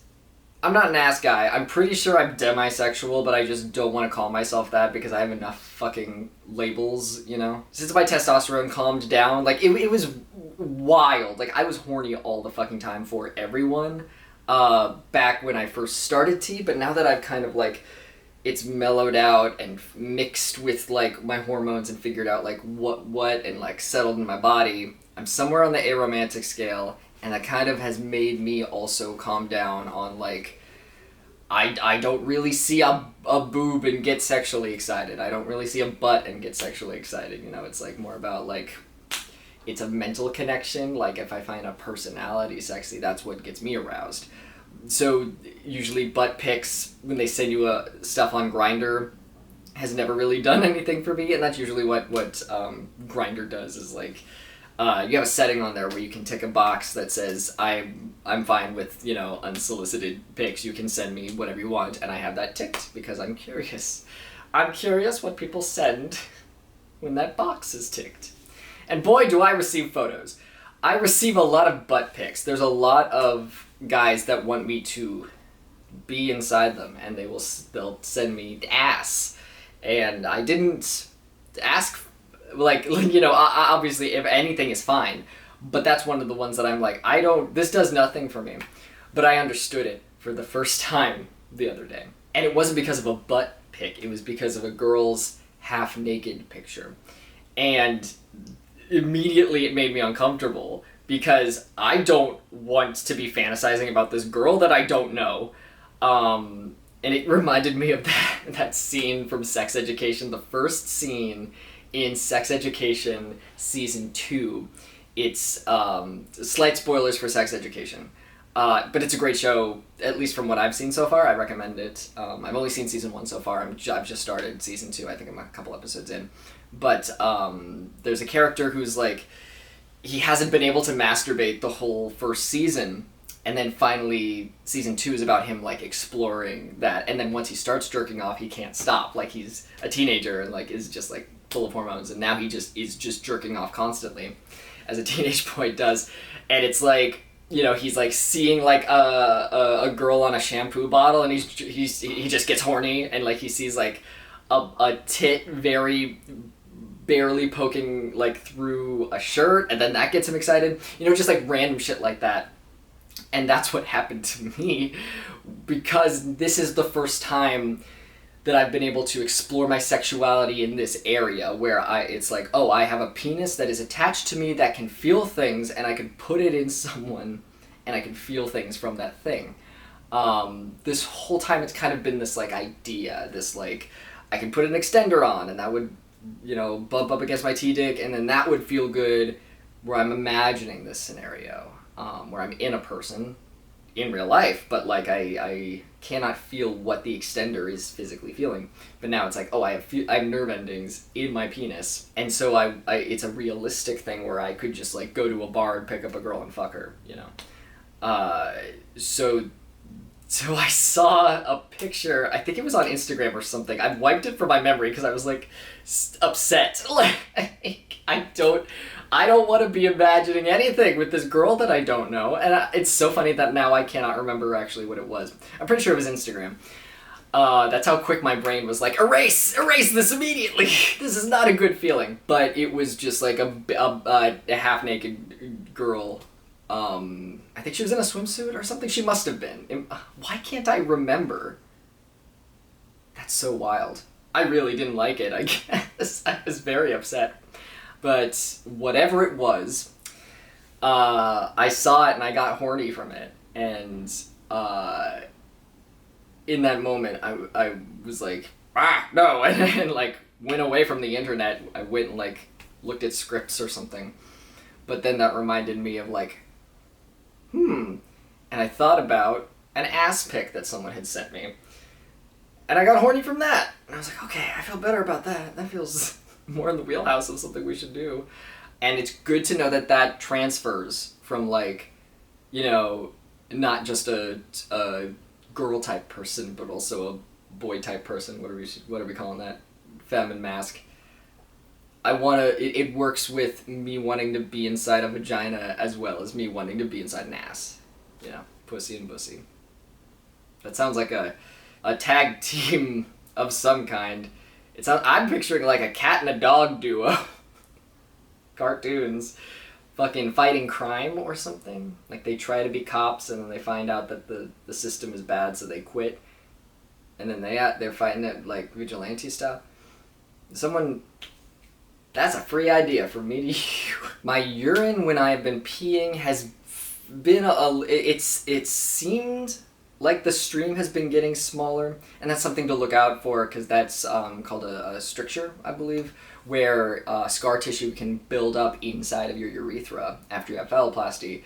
And so if you start to notice your pee getting, the stream getting smaller and smaller, it takes longer for the urine to empty out your bladder every time that you go, and until it's like the size of a pinprick, that's something you should look out for. And I asked them about it. I emailed the Crane Center because I was like, I think this is happening, but I don't know for sure. Because also I don't know if I'm gonna like fuck things up or whatever, but if a surgery date is coming up, I want to let them know, like, hey, while you're under the hood anyway, can you check out what's up with my pee? And my surgeon was like, we can't do that surgery at the same time, but what we could do is an Optolume, which I looked up, is like what is it? It's a urethral drug-coated balloon treatment. So I'm assuming they put a balloon in my penis and it's coated in drugs? A drug-coated balloon is just it's a funny image, and it's a funny thing to say. But he said that was a possibility. And they were forwarding my email to like the proper people to take care of it. And I was like, I appreciate this, but I'm not sure if this is, I might be imagining things. I've been trying to monitor my pee for the last week or whatever. I appreciate it, but could someone let me know if we do this Optolume, if it's gonna hurt me if I'm wrong, because like, if that's the case, I don't, I want to make sure I'm not like fucking things up. And he responded and was like, don't worry, like, I'm gonna put you down for it, because like, basically they just had to take care of putting it on the list, because they have to put it on the list that goes to my insurance, otherwise the insurance is going to bill me for it. And they want to make sure that doesn't happen. And he was like, don't worry, we're gonna put it on the list. I'm going to look in with a, what was it? Like, what he said was, I'll add cystoscopy and Optolume to the surgery. It can't hurt you. I'll, of course, look with a telescope, then only treat the stricture if you have a problem there to be treated. So that made me feel better, where it's like, okay, yeah, that's fine. That's totally fine then. Look in there, see if there's something up with my pee, and if so, shove that drug-coated balloon up my pee hole.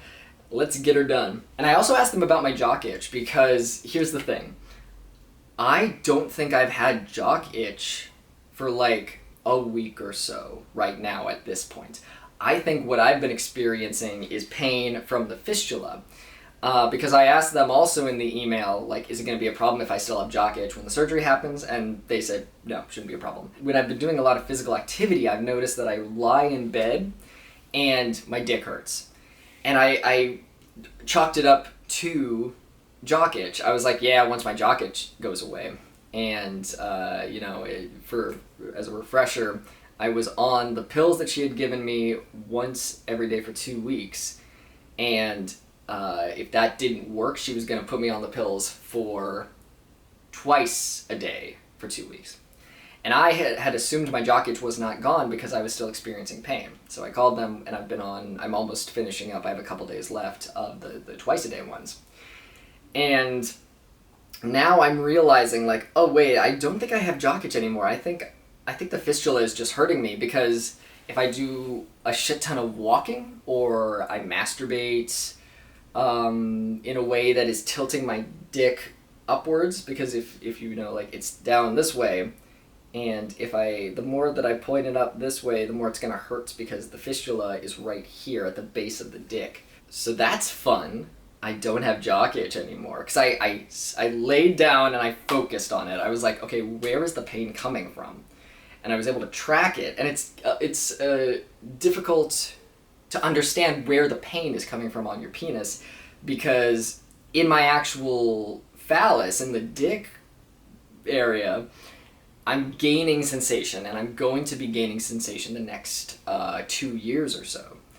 So when there's a feeling, it's tough to tell if it's on my scrotum or what's happening. But I laid there and focused, and I was like, okay, the pain is distinctly coming from the fistula. It's not in my scrotum anymore. So I don't have jock itch anymore. So that's great. I haven't had jock itch for a week. I'm finishing out the pills and doing the cream just to fucking nail it in. Just like, get the fuck out of my body. Whatever, if there's any trace left, there isn't. But I just want to get her done. Why do I keep saying get her done? Bazinga! I want to bazinga that fucker into the ground. You know what I'm saying? Like, if there is any trace, get out of here. So because I don't have jock itch anymore, we can do the 3 things that are on my schedule to do before surgery, which is have sex, go for a run, go for a swim.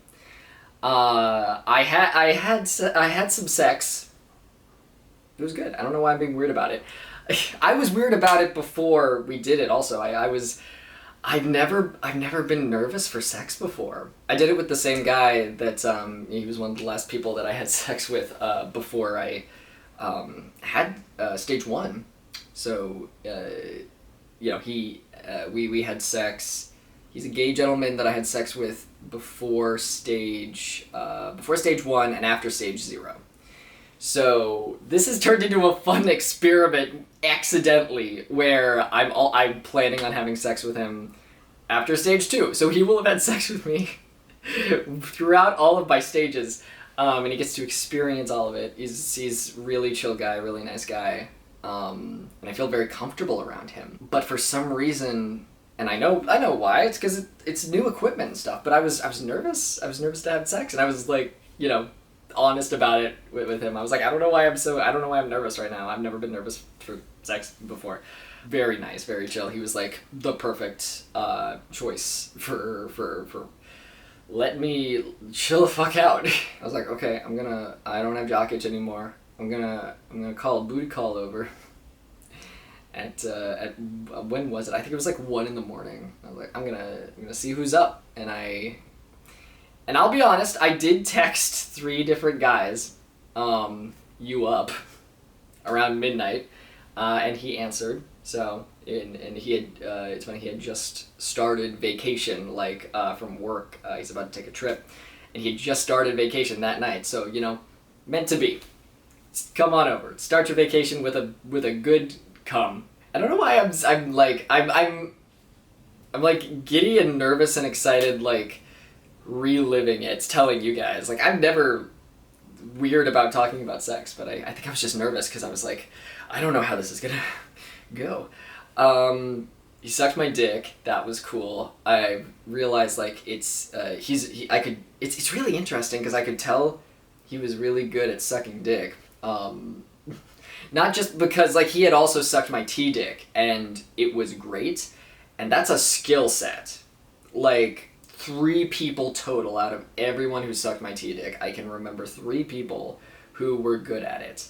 Because it's an art. A lot of people want to treat a T dick like you're a girl or like you have a vagina or, and that doesn't feel good. You gotta treat it like it's a micro penis. And I've done the same explanation. When I used to have that part, I did the same explanation to everyone. And there were only 3 people who actually were competent at it. And he was one of them, because we had sex before I had stage 1. So, it's not surprising that he's good at sucking dick. Because if you're good at sucking a big dick, you're good at sucking a little dick, you're good at sucking dick. You know how they work. And I guess, being a dude who's only into dudes, it also probably helps, because you are able to tap into that. But he was great. And I realized it's just interesting that I'm still gaining sensation, so I couldn't fully feel it, but it's really hot to have a dude sucking on your penis. So just looking at it, it was arousing, and it really felt good. We noticed when he got to the base of my dick, when he put me all the way in his mouth, and his mouth was kind of pushing against the base of my dick, where everything is buried and the most stimulation is, and that makes sense because that's through jerking off. That's where the good point is. So that was hot and very good. And I realized my dick is the perfect size, because if I am getting the stimulation from the base of the penis, that means that I'm going to be like slapping against someone when I'm actually penetrating them. And if my dick was any bigger, I would need a specific partner who is able to take on more size.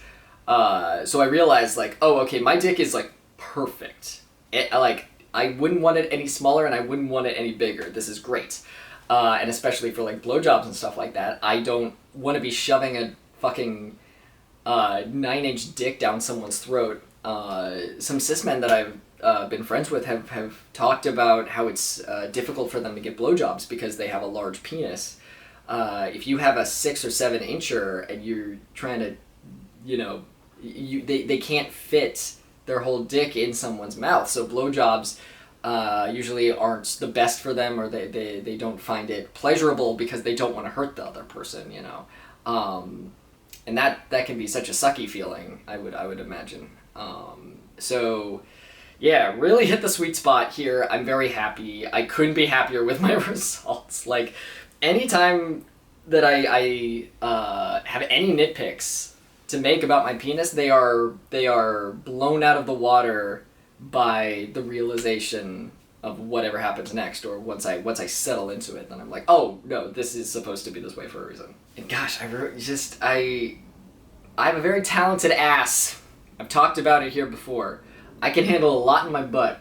Most dudes are like very impressed by my ass. I have a top tier ass, but I haven't had sex since last November, and it showed because we had to go really slow. I'm spoiled by how powerful my ass is, and when you're having sex regularly in your butt, you're doing it. It's warmed up, and I had to have a moment of in my brain of like, oh, I'm sorry, this never happens, where we had to just take it really slow, and I had to get used to his size, and because he has a large penis. He's fucking great. Like, he was perfect the whole time. I've recently gotten some poppers. Did I talk about that in the last video? I don't know. I got some poppers, and it was good that I had the poppers. It was nice. It was a good experience. He was asking me like, what would be the best position for you, because I because I haven't had sex, it's stretching areas, where my flesh has been sealed up. So if it's not doggy style, might be best. 'Cause that's probably the best call. I don't want to really be in any kind of position where I'm like stretching my legs up and all that shit. And those positions never really felt good for me pre this stage, but like, I might find that I like, is missionary the right word? I don't know. I might like positions where I'm on my back now. They never felt good before. But there was a little bit of a fear there where like I couldn't really relax when I was on my back and someone was like penetrating me in my butt, because I was scared it was gonna like flop out and then go near my innie junk or something like that, and I just didn't want that touch. But anyway, he thought that I was very hot because like I was dripping cum out of my dick before we were even like having sex, which is great because like I think I've talked about that before, where I'm able to produce pre-cum, and I didn't know if I'd be able to produce cum during sex with another person. And when I took off my boxers to show him how my dick was working, I was already leaking cum out of my dick, and I was like, I'm sorry, I'm coming already. And he was like, that's so hot. he was very very into that. Yeah, no, it was real hot, because like, doggy style, if I'm facing this way, he's from behind, he can see me jerking off my dick, and I was leaking cum, and it was on my hand, and then I could jerk myself off with the cum in my hand. It was rad. It was very cool. It took me a bit to cum, which was a little, not embarrassing, but it was understandable, because it's all new equipment and you're like getting used to everything and all that.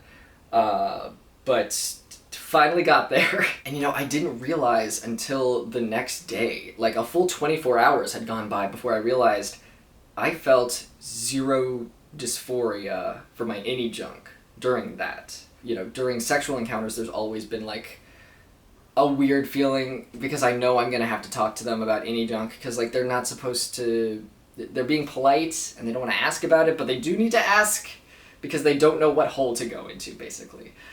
And I have to, you know, ahead of time be like, just so you know, don't touch my innie junk. I don't like things done with it. Just in my butt.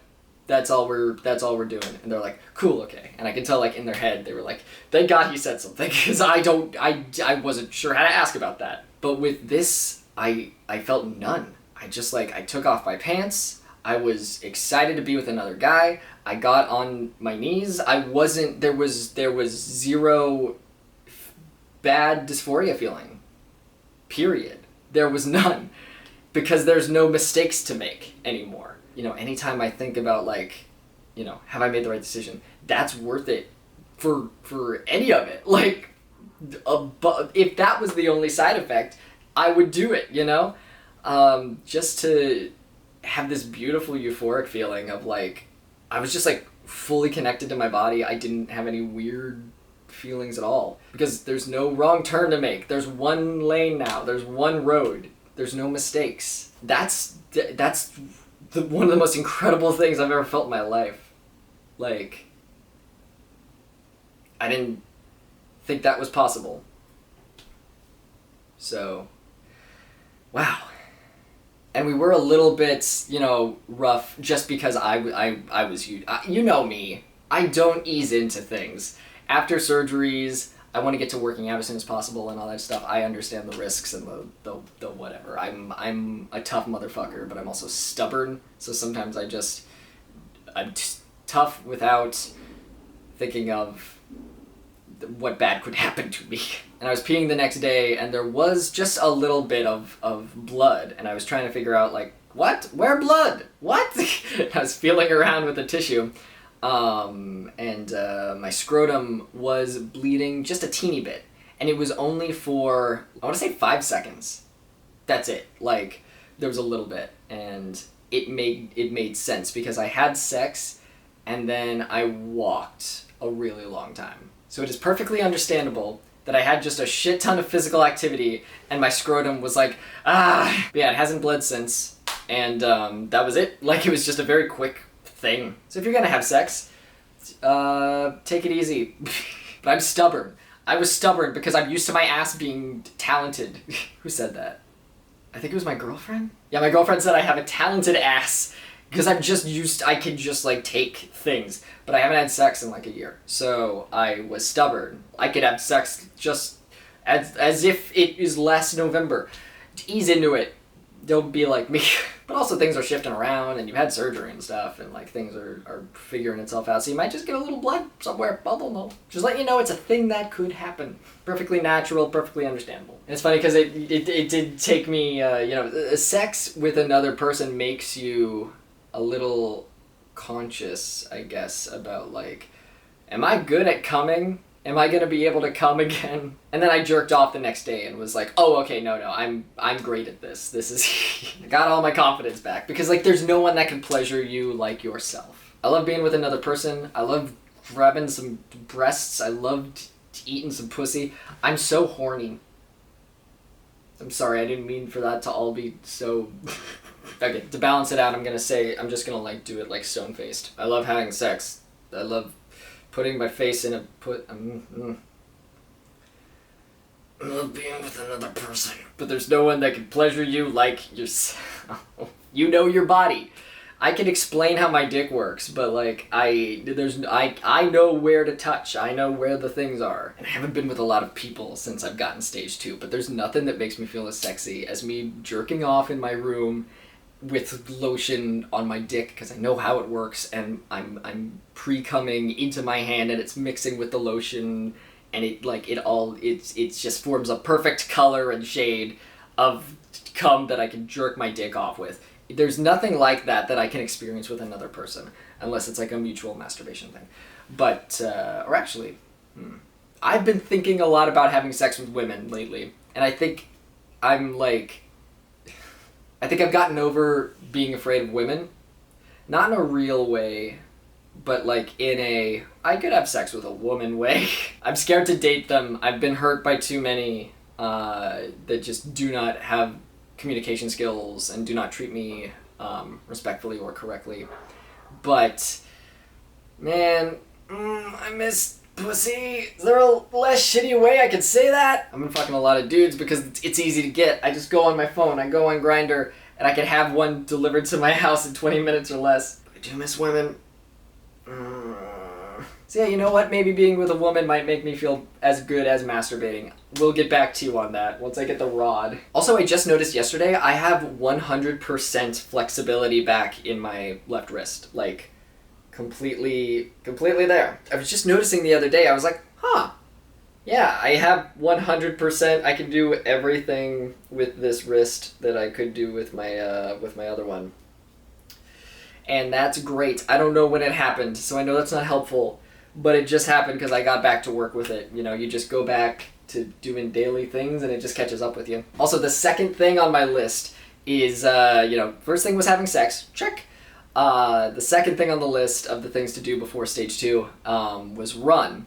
And because the fistula is causing me pain with physical activity, I don't want to go for a full run, but I did jog a little when I went out to get my donuts this morning, just to see how it felt. And it didn't feel any different than pre-stage 1. I think it's because I don't have full feeling in my penis, and I have shorts that were really keeping everything in place, but no real difference there. So now I just need to go for a swim. We'll see if I make it.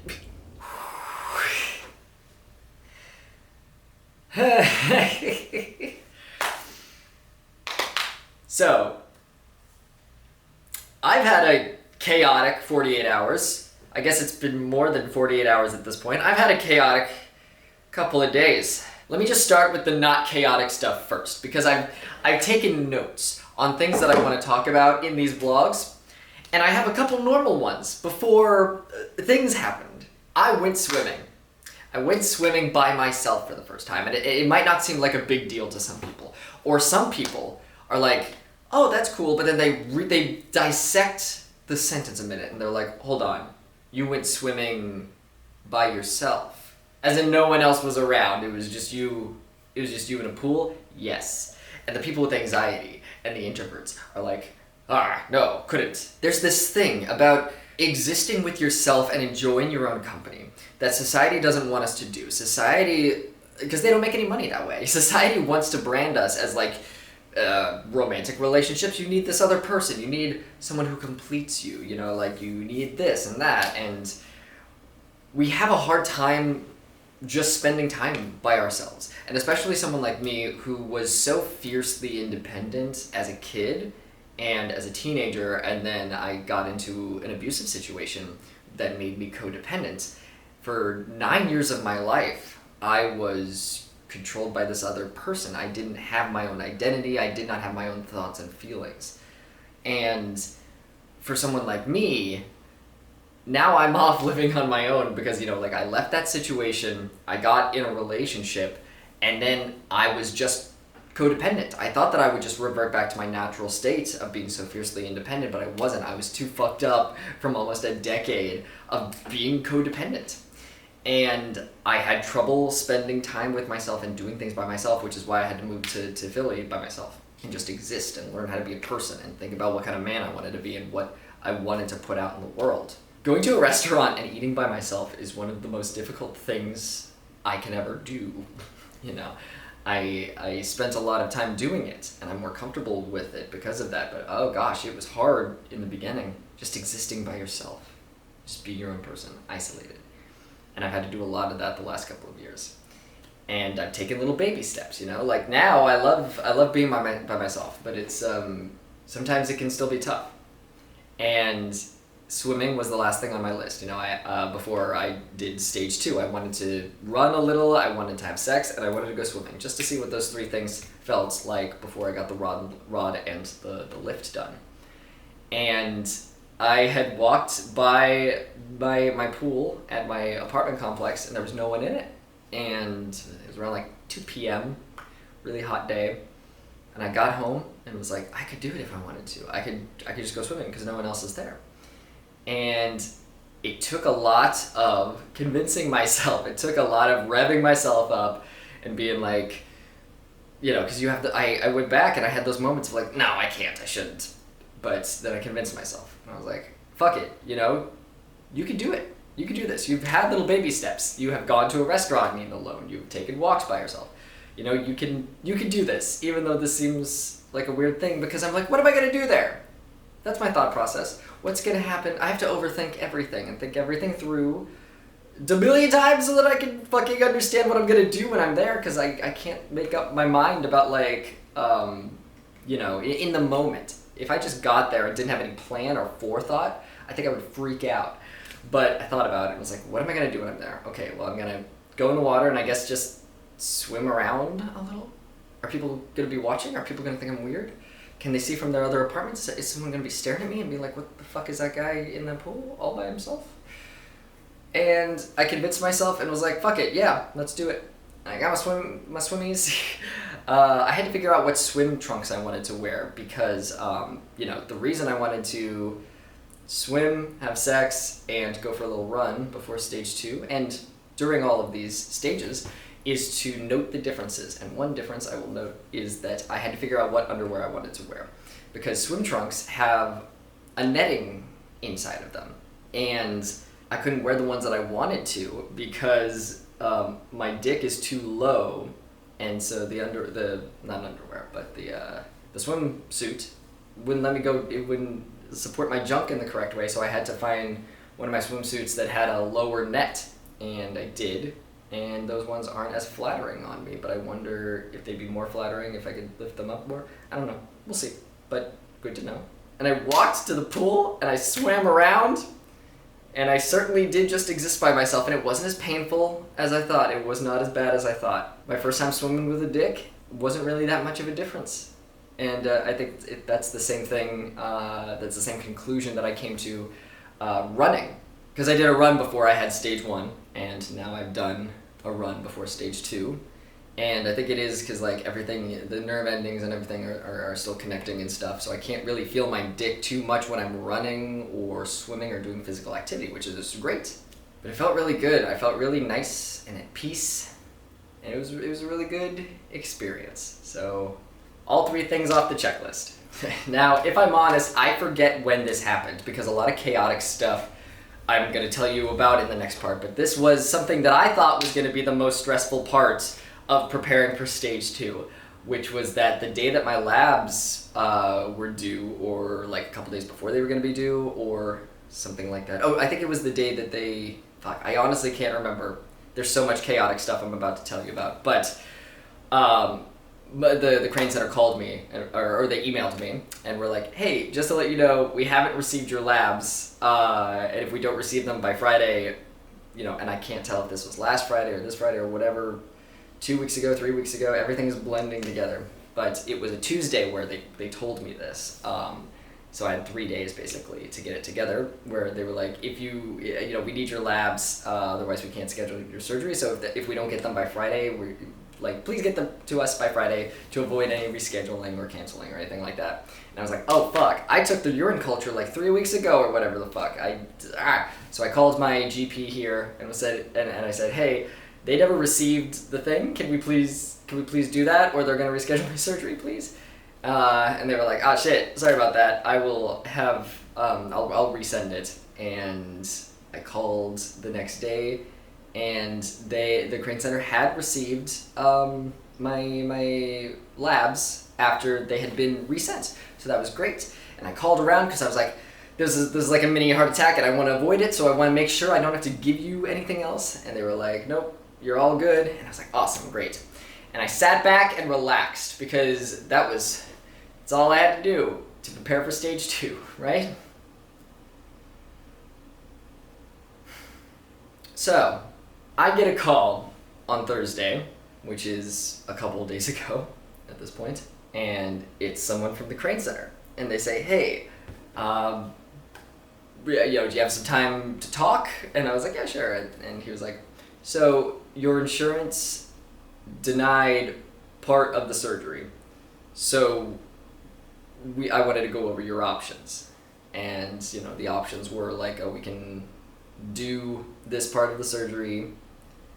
And I should tell you, they denied the lift, the rod, and the you know, I forget what the wording is, but like skin stuff, making the skin good, getting rid of excess skin. So that was the part of the surgery they denied. Because they deemed it cosmetic. And I was like, what the fuck? And the guy on the phone even was like, yeah, it's very odd that they did that. We appealed it, but that's going to take like 30 days before they can respond to that, and that's past your surgery date. So we have to, you know, plan with this in mind. And it's weird that they did that because they approved the scrotal implants, but they said that the rod and the lift were cosmetic. And I was like, that is really weird.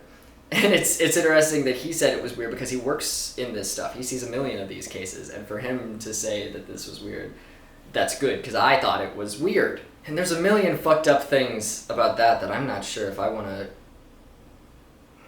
Yeah, you know what? I'll talk about it now. I wasn't sure if I wanted to talk about it later or whatever, but I was just processing how fucked up it is that they did that, like, during the live stream and a little bit afterwards, but I was full of so much... which I haven't even told you about the live stream, but I was full of so much, like, we gotta get up and go, that I didn't have time to process what they were saying. And now that I'm understanding what they're saying, it's very fucked up. They're saying that the lift is cosmetic. They're saying the rod is cosmetic. Both of those are fucked up for a million reasons, and I don't know how exactly to get into them. But let's start. The lift. It's not cosmetic for me to want my penis to be in the right place, you fucking morons. A lot of this issue is just with, like, them not being educated on trans surgeries and stuff. And that's fine. That's fine to not be educated on an issue. But it's not okay for you to, like, ruin someone's life, potentially. Because I'm very fortunate that I have an audience, that I can raise money for this thing. But for you to go, like, I don't know a lot about a lot of things, but I just don't talk about them. You know, this is your whole job. Your whole job is to know about surgeries and stuff so that you can disperse money. For you to deny, it's so terrible. It's so shockingly bad, the things that they're saying, that they're implying. I don't even know where to start. There's so much I want to say, and it's all just jumbling together, so I'm not saying anything, you know what I mean? Let's see. I was so excited because I only have to deal with this pain of my penis being lower on my body for, I thought, the next 2 weeks. I'm like, the pain will get solved once we get the surgery, but they denied it. And spoiler alert, I have to do a 25-hour live stream. It was 24 hours, I made it 25. And I had to push through all of this pain. I was in such an amount of pain because I was sitting there and doing a live stream for that long, you know, like I'm sitting, and I'm sitting on my genitals, basically, like my scrotum and all that, and putting pressure on it because, like, my genitals just existing in my underwear, there's like an amount of pressure if this is my penis and it's pressing against underwear or pants or anything like that, and it's not a lot of pressure, but once it just builds up, it hurts. You're putting stress and trauma on a part of your body. And so once we hit around the 19-hour mark, people were like, they didn't know what pain I was in. I wasn't talking about the amount of pain I was in because I was too distracted with the live stream to really notice how much pain I was in. And they were like, Jesse, you should sleep. Because I did a full workout, and then I got the call on Thursday. And I apologize, I hope this makes sense because I'm skipping around, but I'm like, I have so much to talk about. But around the 19-hour mark, I was like, I'm going to take a little, I listened to them, and they wanted me to take a nap because I was falling asleep out of my chair. So I was like, okay, yes, I will go take a little rest, and I'll put on some words with Stream Friends or some Stream Friends with Words. I forget the name of it, but it's like a thing that the chat can play. So I put that on, and I stood up.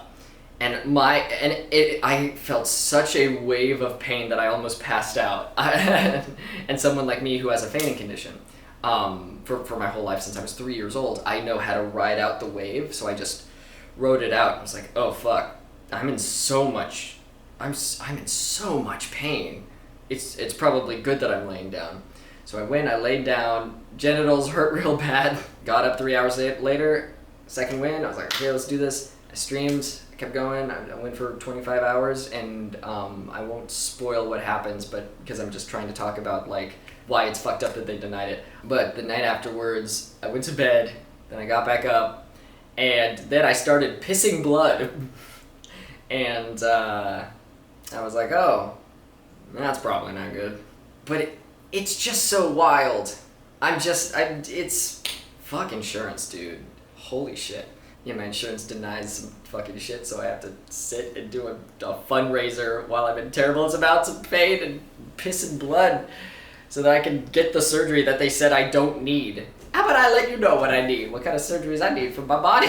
So yeah, fucked up to say that you don't want to cover the surgery that will have my penis be on the right place on my body that is causing me daily discomforts. Fuck you. And then the rod, if you are, do you know what you're saying when you're saying that the rod is cosmetic? You're saying that you don't want trans people to fuck. Like, the point of getting phalloplasty is so that a trans man can have a working, functioning penis on the same level as a cis man. So you're saying you want me to have a penis, but you don't want me to have sex. It's weird and fucked up on a bunch of levels. I don't know, man. That's so weird. But also you approved the scrotal implants, which I would argue are much more cosmetic than the rod. My scrotum is looking great. It's looking real good. I'm getting the scrotal implants because you're paying for it and because, you know, they're gonna look, we can make them look better. Sure, why not? But with that logic, you can't possibly say that the rod is more cosmetic than the scrotal implants. I would gladly put my scrotal implants on hold if you were just to pay for the rod, but now I must fight you. Good sir, now I must fight you. Okay, so that's stuff that I've been processing, where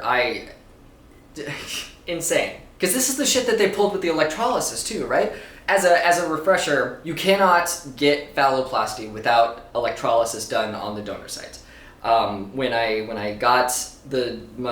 decided my arm was going to be the donor site, you need to do electrolysis on your arm, and especially this part, because that's where the urethra is going to come from. Because you cannot make the urethra with hair growing in it. That will cause physical problems. And so my surgeon wrote a letter of medical necessity for that reason. I got my bills for the electrolysis, I sent them off to my insurance, and they denied them. So I called them up and was like, hey, what the fuck? And they were like, yeah, sorry about that. Like, you can appeal it, and you can explain to them the thing, and also send them the letter of medical necessity, and we'll see if they approve it.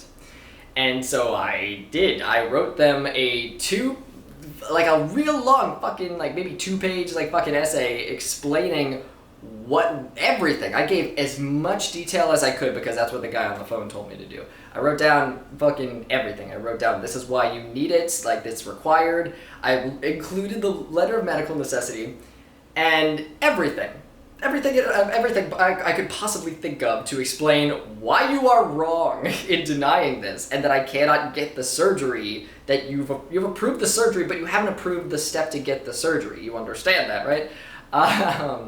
And, you know, obviously I was very nice in the letter. I'm saying it now in a rude-ish way, a more direct way, because these idiots denied it again. I wrote all of that, and they were just like, nah. So that's fucked up, and I'm done. I put up with it. I was like, you know what, fucking, I'm about to get stage 1, and they're paying for the surgery, so I'll lay down, I'll deal with it. And it was almost $1,000 that I had to pay out of pocket for that. But I was like, fuck it, you know what? I'm really grateful for this surgery. But then when they pull this shit, I'm not laying down anymore. So let's go back in time. That's me ranting about, like, how fucked up it is that you can't deny this part of the surgery.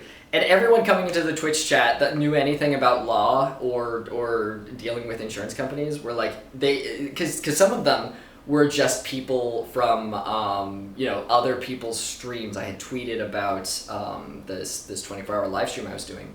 And so, like, Little Karibo and, like, some other people had raided me after their own streams. And so some people were new to my Twitch chat. And everyone that was coming in was like, they can't do that. That can't be legal. And it's good to know. Because sometimes you feel a little gaslit by your insurance company, by your doctors sometimes, where they'll just tell you things and you're like, this seems weird to me, but I I don't know. But so it was very validating for other people who knew nothing about the situation and just hearing about it for the first time were like, they can't do that. I was like, thank you. That seems fucking weird. Because also, this is less than 2 weeks before my surgery. This is the time where I'm supposed to be fucking vibing out and taking vitamins and relaxing and shit and preparing my body for this big trauma that my body is about to go through, and this is the thing. So let's go back in time, and it's Thursday around 1 p.m. I've just done a full workout. I was gonna go take a little nap because I was tired after waking up early and doing a workout.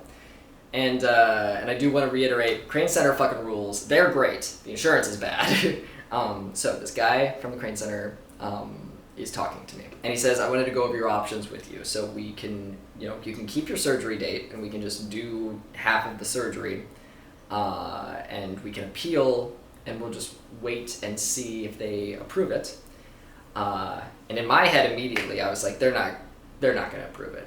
These guys are fucking morons. I said, I gave them, not only did they have a letter of medical necessity with my electrolysis, but that was like it was under $1,000. They're not, if they're stupid enough not to pay that, there's no way they're gonna pay whatever the amount is for the second half of this major surgery. Like, they're just morons. They're not going to approve it. And so there was no point in that for me, you know what I mean? Because this is going to require multiple surgery dates at this point. And thinking about that, it's like, oh shit, that means if I have to have 2 surgeries, my mom is flying in to take care of me, and we have to stay at this hotel. I'm having someone drive me 4 hours to my surgery. I'm having another person drive me 4 hours back.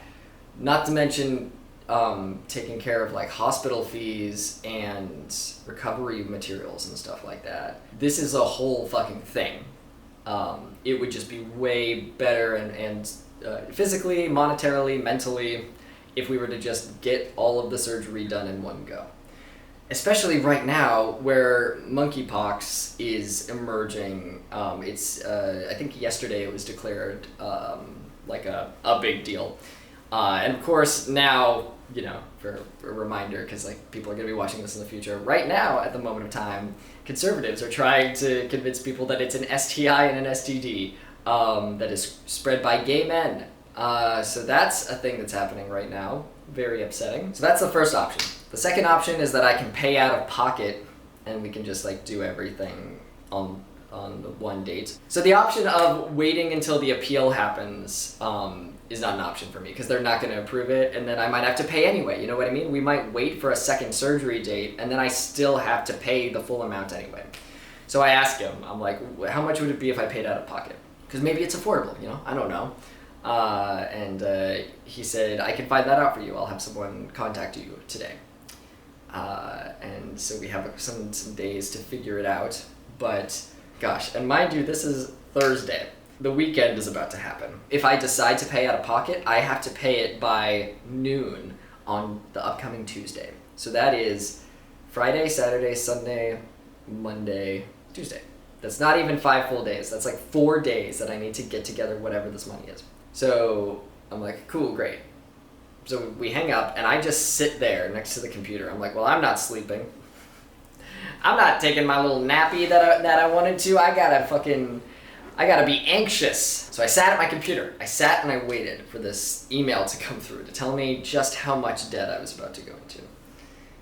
And the amount that they tell me is around $28,000, plus I'm gonna have to pay $6,600 to the hospital. So around a total of like $34K, basically. And I'm like, oh fuck, that's not affordable. And I putter around my house trying to think of like what my fucking options are. And I realize I might be screwed. I try Care Credit, because you can apply there. They helped me during my top surgery, where I took money out from there. They can just like give you money right away, and then you can pay it back or whatever. They're, at least to the best of my knowledge, they're the best person for that. Because I called my mom and was like, what do you think I should do? So I put in the amount of money that I needed. I put in how much money I make a year and monthly and all that. And They said that they could loan me around $3,000. And I was like, that is not helpful.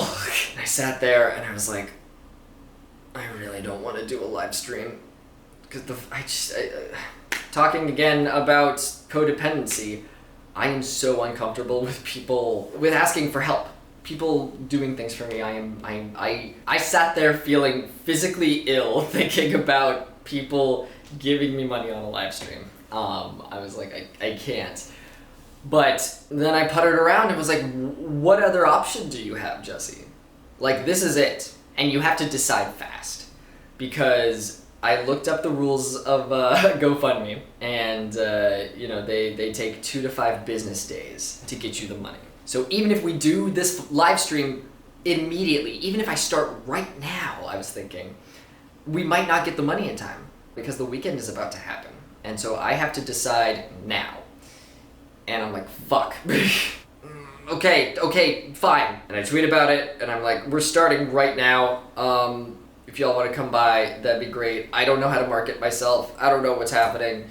This is the situation. All I can do is explain the situation and see what happens. And I didn't know what was going to happen.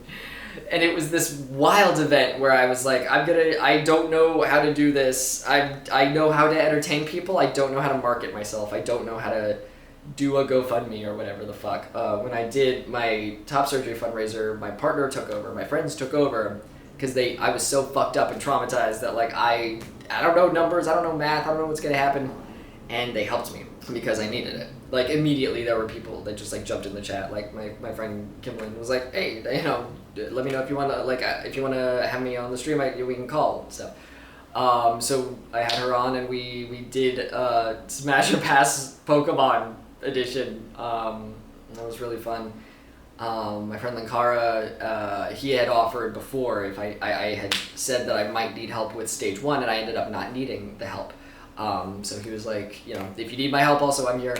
A lot of my friends, like, I was saying, Martin Lil Karibo, he raided me, and there were some other people. There were a lot of raids. There were a lot of people that just helped me because I just needed help. And it was the only. They just helped me because I needed help, and I was so fucking touched. Probate showed up, and like he had donated to my top surgery fundraiser, and it was like so sweet and so generous of him. And he showed up, and he donated a huge amount, and it really, really helped. There were just people that just helped, that just helped me because I needed help. It was. I'm still processing it, if I'm honest, because it's interesting doing a live stream where I did not know what was going to happen. I wasn't sure if we were just going to make $1,000. I was not sure if we were going to make the full amount. And there are moments of just trying to get through this scary thing that's happening to you. Because, I had to give myself a pep talk in the mirror before I started streaming, where I was like, okay, we're going to spend 5 minutes freaking out about this. Because this is a scary thing. It's perfectly normal to feel scared about this, Jesse. This is a scary thing that you're going through. And we can feel scared about it. And we can freak out. But we're going to freak out for like 5 minutes. And then we're going to do something about it. We're going to be proactive about this and figure out what we can do. And that's what I did. I started dissociating around 1 p.m. that day. And I did not stop for many hours. And it's interesting, being on a live stream and doing a thing, and then sometimes I'd be like, I'm going to take a little freaking out break, I think, and you just kind of have 30 to 40 seconds where I was internally screaming, where I was just like, oh, fuck, I'm so fucked. There's just like some moments where in my head I was just like, I'm so fucked, and then I was like, okay, I'm good, and then you just keep going. And we ended up raising half the money, and I was like, okay, well, this is more than I thought. I didn't know what to expect, and it's great and really good. And you know what? If I have to, we'll figure out what to do. And earlier I had emailed them and been like, out of curiosity, how much is just the lift? Because the lift is really the thing that's causing me pain. I can figure out the rod at some point. If I have to have 2 surgeries, then yeah, but maybe we can take care of the lift, the thing that is really causing me some pain, if I could get that done. And they emailed me. I got that email during this time I'm talking about right now on stream where I was like, you know what, I don't think we're gonna make the goal, but at least we made this much. And the lift was around $4,000. And we had made that. We made around 18K. And I was like, oh fuck, okay. This is doable. This is doable. At least I can afford that. And Team 4-Star is I owe so much to the company that I work for. They have helped me out and protected me in so many ways. I was in conversation with them like during the end of the stream. And because this is an appeal, we're going to be fighting them. We have a lawyer on our team that works for the company. And earlier, near the beginning of the live stream, because this is the thing, is I didn't tell anyone I was doing the live stream before I did it, because I don't like asking for help. I was like, whoever wants to help me, that's cool. But I didn't tell any of my mods that I was doing this. I didn't tell any of my friends. I was just like, we're doing it. And he must have heard about it because he contacted me during the live stream, near the beginning of it, and was like, I know you're distracted, you're busy with what you're doing, but if you have a second, tell me more about this, because this sucks, they should be taking care of you. So I messaged him during it, and he was like, I'm going to push back on the employer side of things, and we'll see if we can get something going, because this is ridiculous. And now we flash forward to the part in the story where I'm like, okay, I could get the lift at least. And he was like, we can because this is an appeal and we're just waiting for the money, we can loan you the rest. How much depending on how much you would need. And I told him, and he was like, okay, we can do this. So I can't thank anyone enough. I'm so fucking thankful, because I did just try my best. And my mom has had a lot of sayings in life that have helped me. And one of them I remember is to always make it look like you tried, because all you can do is try. If you can just try your best, then you won't have any regrets. And I did. I tried my best. I streamed for 25 hours. I streamed so hard that I started pissing blood. And I fought for it, No one is coming to save you is something that I've had to accept. You just have to, if you want something, you gotta try your best for it. You gotta just go out and fucking take it. And sometimes that isn't enough, but I couldn't just lay down and die. I don't know how to not survive. So I fought for it with all I had. And sometimes people will fight with you. So I'm really fortunate that people matched my energy. I'm so thankful for everyone who helped me, because I'm still processing it. We went over and he came over and we signed the paperwork today and all that for the loan, and just to have people on my side, I'm just so grateful. I wake up every day so grateful for life, and I especially did the day after the stream. I pissed blood, and I was like, I'm so relieved, because that shows how hard I fought. And it also shows how right I was that they should be paying for my surgery. You know what I mean?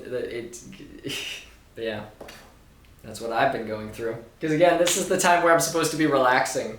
This is the part where 2 weeks before surgery, my aunt, I have a trans cousin, and so my aunt has gone through the whole rigmarole of but in California, so things are a lot better. And she was talking to my mom last night, apparently, and my mom was saying that, she was like, oh God, it sucks that this is happening, but let alone 2 weeks before his surgery, he's supposed to be relaxing and taking good vitamins and chilling out. So my mom reminded me to try to relax, and I think I will be able to relax as soon as we get the money transferred over. Because the thing is, it's the weekend. The weekend is fucking everything up. I only have 4 days to come up with this money. I gotta pay by Tuesday at noon, and today is Sunday. So we figured out how to send the money over to my account. I should get it tomorrow. And I also should be getting some PayPal money. In the middle of the fundraiser, we had to switch from GoFundMe to PayPal, because GoFundMe has a 2 to 5 business day, giving them the money. PayPal is a little faster, but how much faster? How much am I gonna get by this certain date? As it's arranged right now, I should be getting a shit ton of money tomorrow. And it sucks that I only have like a 24-hour period to pay this safely. But once that's taken care of, I think I'll be okay. I think I can relax after that. Also, totally unrelated to any of this, I found the giblet. I was talking about it the other day. I found it. It's real small, and I have a lot of feeling in it now. Because before, I didn't really have a lot of... well, I don't know if I had any feeling in it. I assume I didn't. Because, you know, my turtle shell undercarriage, my taint was like, you know, gaining feeling and didn't have any hair, and it was right after surgery. So I don't know if I could feel the giblet before. But I was itching my butt, and then all of a sudden I felt something familiar, and I was like, oh fuck, there's that little fucker. There's that little bitch. So the giblet is still there, but I don't notice it at all, because also I have hair. I've got hair in my ass. So like it's buried in there. I've been thinking about whether I want to say anything about it, because this is maybe the last surgery I'm getting. Knocking on wood, if everything goes well. But I think I'm good. It's real small, and I'm not even noticing it at all. It's just blending in with my hair, so it's whatever. There was a part of the live stream where I lifted up Khaleesi, and she started falling asleep in my arms while I was holding her, and it was the cutest thing in the world, because it's not even a comfortable position to be in, but she was purring so loud, and she was so warm, and she just started falling asleep. And it's so cute, and I keep thinking about it. She's never done that before. The stream was worth it just because of that. Yeah, I'll be able to relax once all this shit is paid for. I pay the Crane Center, and then I assume the hospital is going to get in contact with me maybe the same day so that I can pay things. I don't know. But yeah, we're gonna fucking fight this. This is unacceptable. Because, like I said, like I'm not gonna take this lying down. Because I also have to pay back the loan, you know? So give us the money, insurance. I think about like how fortunate I am that I have an audience, that I'm able to raise this money, that I'm able to get a loan. How many people have they done this to? You know? This is a fucking nightmare. And unfortunately, that is the case with a lot of insurance and medical stuff in general, is they rely a lot on people not fighting back. A lot of people they just charge you a shit ton of money, and they just get away with it. So they might deny the appeal again, and then we just have to threaten to sue them. And the lawsuit might not even happen, but I'm prepared for it.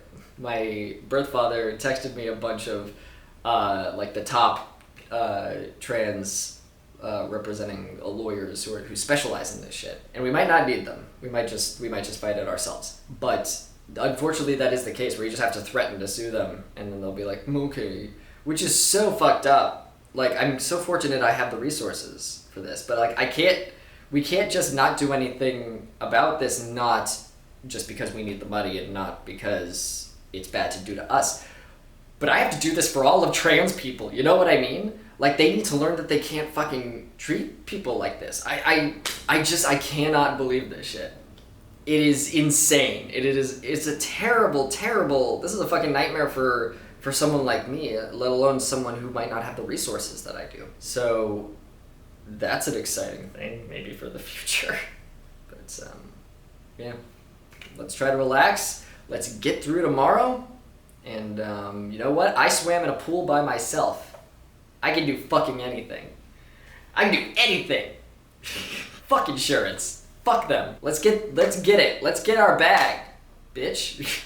Let's get our bag, bitch. I am genuinely so curious as to what cis men think my reaction is going to be when they say something gross about women in front of me.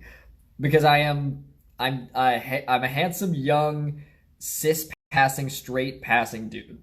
So cis guys just look at me and are like, oh, he fucks a lot of bitches, and they just talk to me, and they just say things in front of me. Like I will agree with them. Like it's an okay thing, you know. They think of me as one of them, and that's great and cool, but I don't know what they want me to fucking do. There was a guy that, okay, background is of this story is that my Lyft driver needed to stop to get a drink at a gas station. And he was like, I appreciate you letting me stop. I'll buy you a drink also. And I was like, oh, thanks, man. I appreciate that. And we went inside. It was very nice to me. And then there was a girl who walked by us. And I didn't even notice her. because I just don't notice women when they walk by me. I am excited about the drink that I'm getting for free. But he sees her and turns to me and goes, "No bra." And it's a Lyft driver. I still need a ride home. I think I'm a fucking coward anyway, so sometimes I don't call out misogyny when it happens, because I'm small and I don't know how to defend myself, so I don't know what's gonna fucking happen. I'm a coward sometimes, alright? I should call it out, and sometimes I don't. And I will fully just say that. And in this instance, I couldn't, because I'm like, I need a ride home. But I'm just so curious, what was he expecting? Because I did the nervous laugh, which is what you do in that scenario, where you're like, breasts. But what was he expecting? Was my tongue supposed to roll out of my mouth and I go, "Auga," and my eyes bulge out of my head like I'm a cartoon wolf? Because what's been happening is that I've been thinking about it all night. It's been possessing my every thought. Because I am losing my mind thinking about what if I did just like a really big reaction? And that's really funny to think of if he was like, "No bra." And then I went, "Oh, whoa, I'm gonna cut my pants." Like I think if he says like a weird thing, I should be able to say an also very weird thing. Do you think he'd stop? Do you think that will stop men if I just give a huge reaction? He's like, "No bra," and I'm like, "Oh fuck, I'm gonna jizz my fucking pants, titties. Oh my god." All set to go. Bags are packed. I changed my sheets, folded all my shit. Cat has extra waters and stuff, and I'm going to be making an extra key to my place to give to my friend. As we are leaving here, we're gonna get everything done. We're getting everything done. Everything is on schedule. Thank you, Past Jesse, for being neurotic and keeping detailed fucking lists months in advance. Advanced? I just woke up half an hour ago, can you tell? But it's fine. Well, I woke up an hour ago, but it is still fine. Because I prepared so much in advance that all we had to do is put some finishing touches on some stuff. I'm excited. I have surgery tomorrow. What the fuck? I have surgery tomorrow? I also did the thing where I went through my fridge. Little tip, and this is also just not for surgery, if you're just going out of town or whatever, go through your fridge and figure out what's gonna expire by the time you get back, so then you don't have to fucking deal with it. I had to throw out some milk and some salsa. And there's more than you would think that, like, things that are going to go bad. If it's like something that's, I kept some things in there where I'm like, eggs, you can test eggs. You can see if eggs are bad. You can put them, Google it. I don't want to like give you false advice, but from what I understand, you put an egg in a glass of water, and if it stands up on its end, if it's like on the ground, this is totally not what the video is about. Just some tips. I might as well, these videos are about life, so I'm going to give you some life advice. I didn't have a dad. I didn't want to teach me this shit. I'm teaching myself to shave. I'm teaching myself how to change sheets and shit. Actually, my mom taught me that. Anyway, if it stands up on its end and it's on the bottom of the glass, it's going to go bad soon. And if it floats, it's bad. So there's your tip for eggs. I have surgery tomorrow. Let's fucking go. Let's fucking go. Let's fucking go.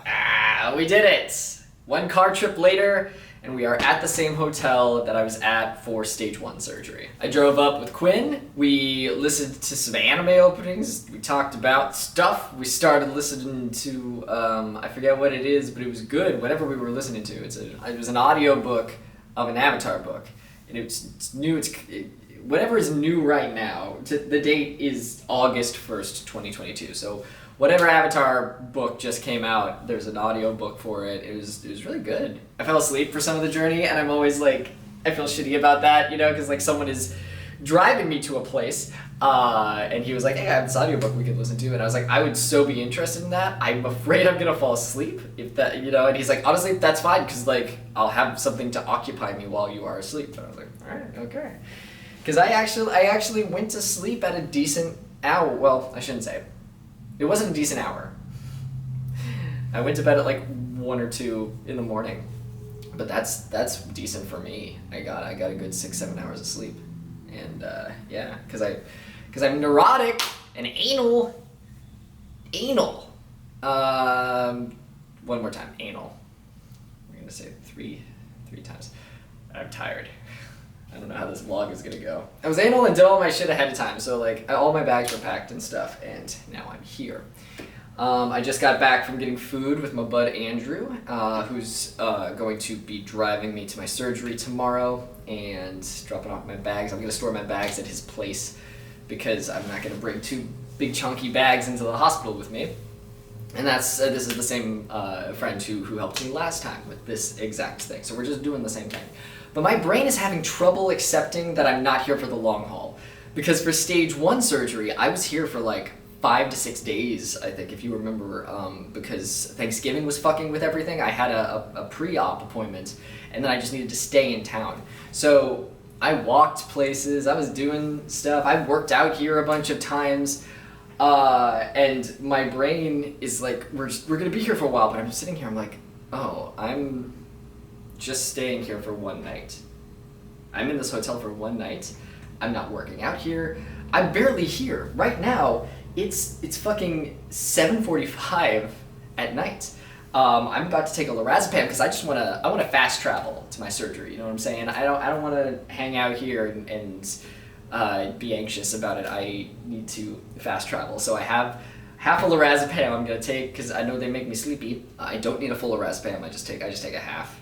Has the same effects and wears off faster for me, which is good. Because if I take a whole lorazepam, sometimes I'm out for like 14, 15 hours, not straight sleeping, but I will like wake up after 9 hours and be like, oh, I gotta get up, and then just lay around in bed for many hours afterwards because I can't get the motivation to get up because I'm tired, I'm still in my body. I asked them like before surgery, am I allowed to take a lorazepam? And they said, yeah, just let the anesthesiologist know. And I'm taking half of one, so, you know. I'm tired, but so hopefully this just knocks me the fuck out, but when I'm done recording this, I'm gonna take half a lorazepam. I'm going to do my Hibiclens shower, because that's the last one before surgery in the morning where I take another one. You know, I take a Hibiclens shower, scrub me down, before, I don't know why. I think I'm tired. That wasn't meant in a sexual way. I'm gonna scrub myself down real hard in the shower right before surgery, but this is the night before, and I also do one right now. I'm gonna do my tea shot, and I'm gonna go to sleep, and then wake up in the morning, take a Hibiclens shower again, and I'll be ready for surgery. Now, I'd like to talk more about things that are happening right now, but I do have some backup notes, some notes that I have previously that I have not talked about. I had such a good orgasm. Jesus Christ. Like, my orgasms the last week or two have been fucking phenomenal, and that's really cool to me. It's very fucking cool. I had such a good orgasm that I dreamt about it that night, and I was erect. Like, my dick was like up erect while I was jerking myself off in the dream. That's pretty fucking cool. I also don't know how much detail to go into these things in these vlogs, but they are just going to get more sexual in content just because I've gained a penis and I'm going to be talking about it. But I've discovered a new way that my dick likes to be touched, and I hope. And it's funny because like I've interacted with so many cisgender penises that it's like I didn't want to assume that things that felt good on them would feel good on me, so I kind of wiped the slate clean with that, and I feel like I'm starting over. I'm like, I just got to start fresh. I can't have any preconceived notions of like what it's going to feel like. Because that's how I've gotten the most enjoyment out of it. If you go into this thinking that it's going to feel like a cisgender penis, you're going to be disappointed because it's not. But there was something that I do to cisgender men that they tend to like, and I tried it on myself, and oh boy, howdy. Real good. And it's not even just like a, I don't know how much detail you want. I don't know how much detail I should go into. It's a thing, you know, when you got the dick and you're kind of like going like this near the top half of the penis. Real good, and that's the part where I have the least feeling. So that's really awesome. And it's not like a, oh, keep doing that, I'm gonna come. It's more like it feels sexually stimulating, but then I also have to hit my balls. So it's like I'm touching the whole penis right now for orgasming. And before, when I first started out, it was just the balls. And now I've gotten to a point where touching all of the penis feels really good. So that fucking rules. I hope I stay as sensitive there once I get it head to my dick, because I'm getting glandsplasty, the head of my penis, in this part of the surgery. So I hope I stay as sensitive, because that's I'm just so happy. I'm really, really happy. I just don't go into anything like expecting anything, and that's how you'll be happy, is if you're just not expecting anything. And I'm so happy that this worked out, everything just worked out, and everyone is helping me. I have friends, that drove me places for my surgery, and I'm storing my bags at a place with my friend, and I got a loan for the other half of the surgery, and I raised money for half, and I'm just feeling really grateful and humbled right now that I'm back in this hotel a year later, and this is going to be way less intense of a surgery. Before I was talking about how my brain is like, you're going to be here for a while, and it's the same thing, like the time that I'm in the hospital, I just go home afterwards. There's not a 5-day stay in the hospital. This is a much less intense surgery. I'm just so fucking happy. I just finished, before I left, rendering episode 29 of PinkBlue, which is the recovery logs for stage 1. And it's really cool.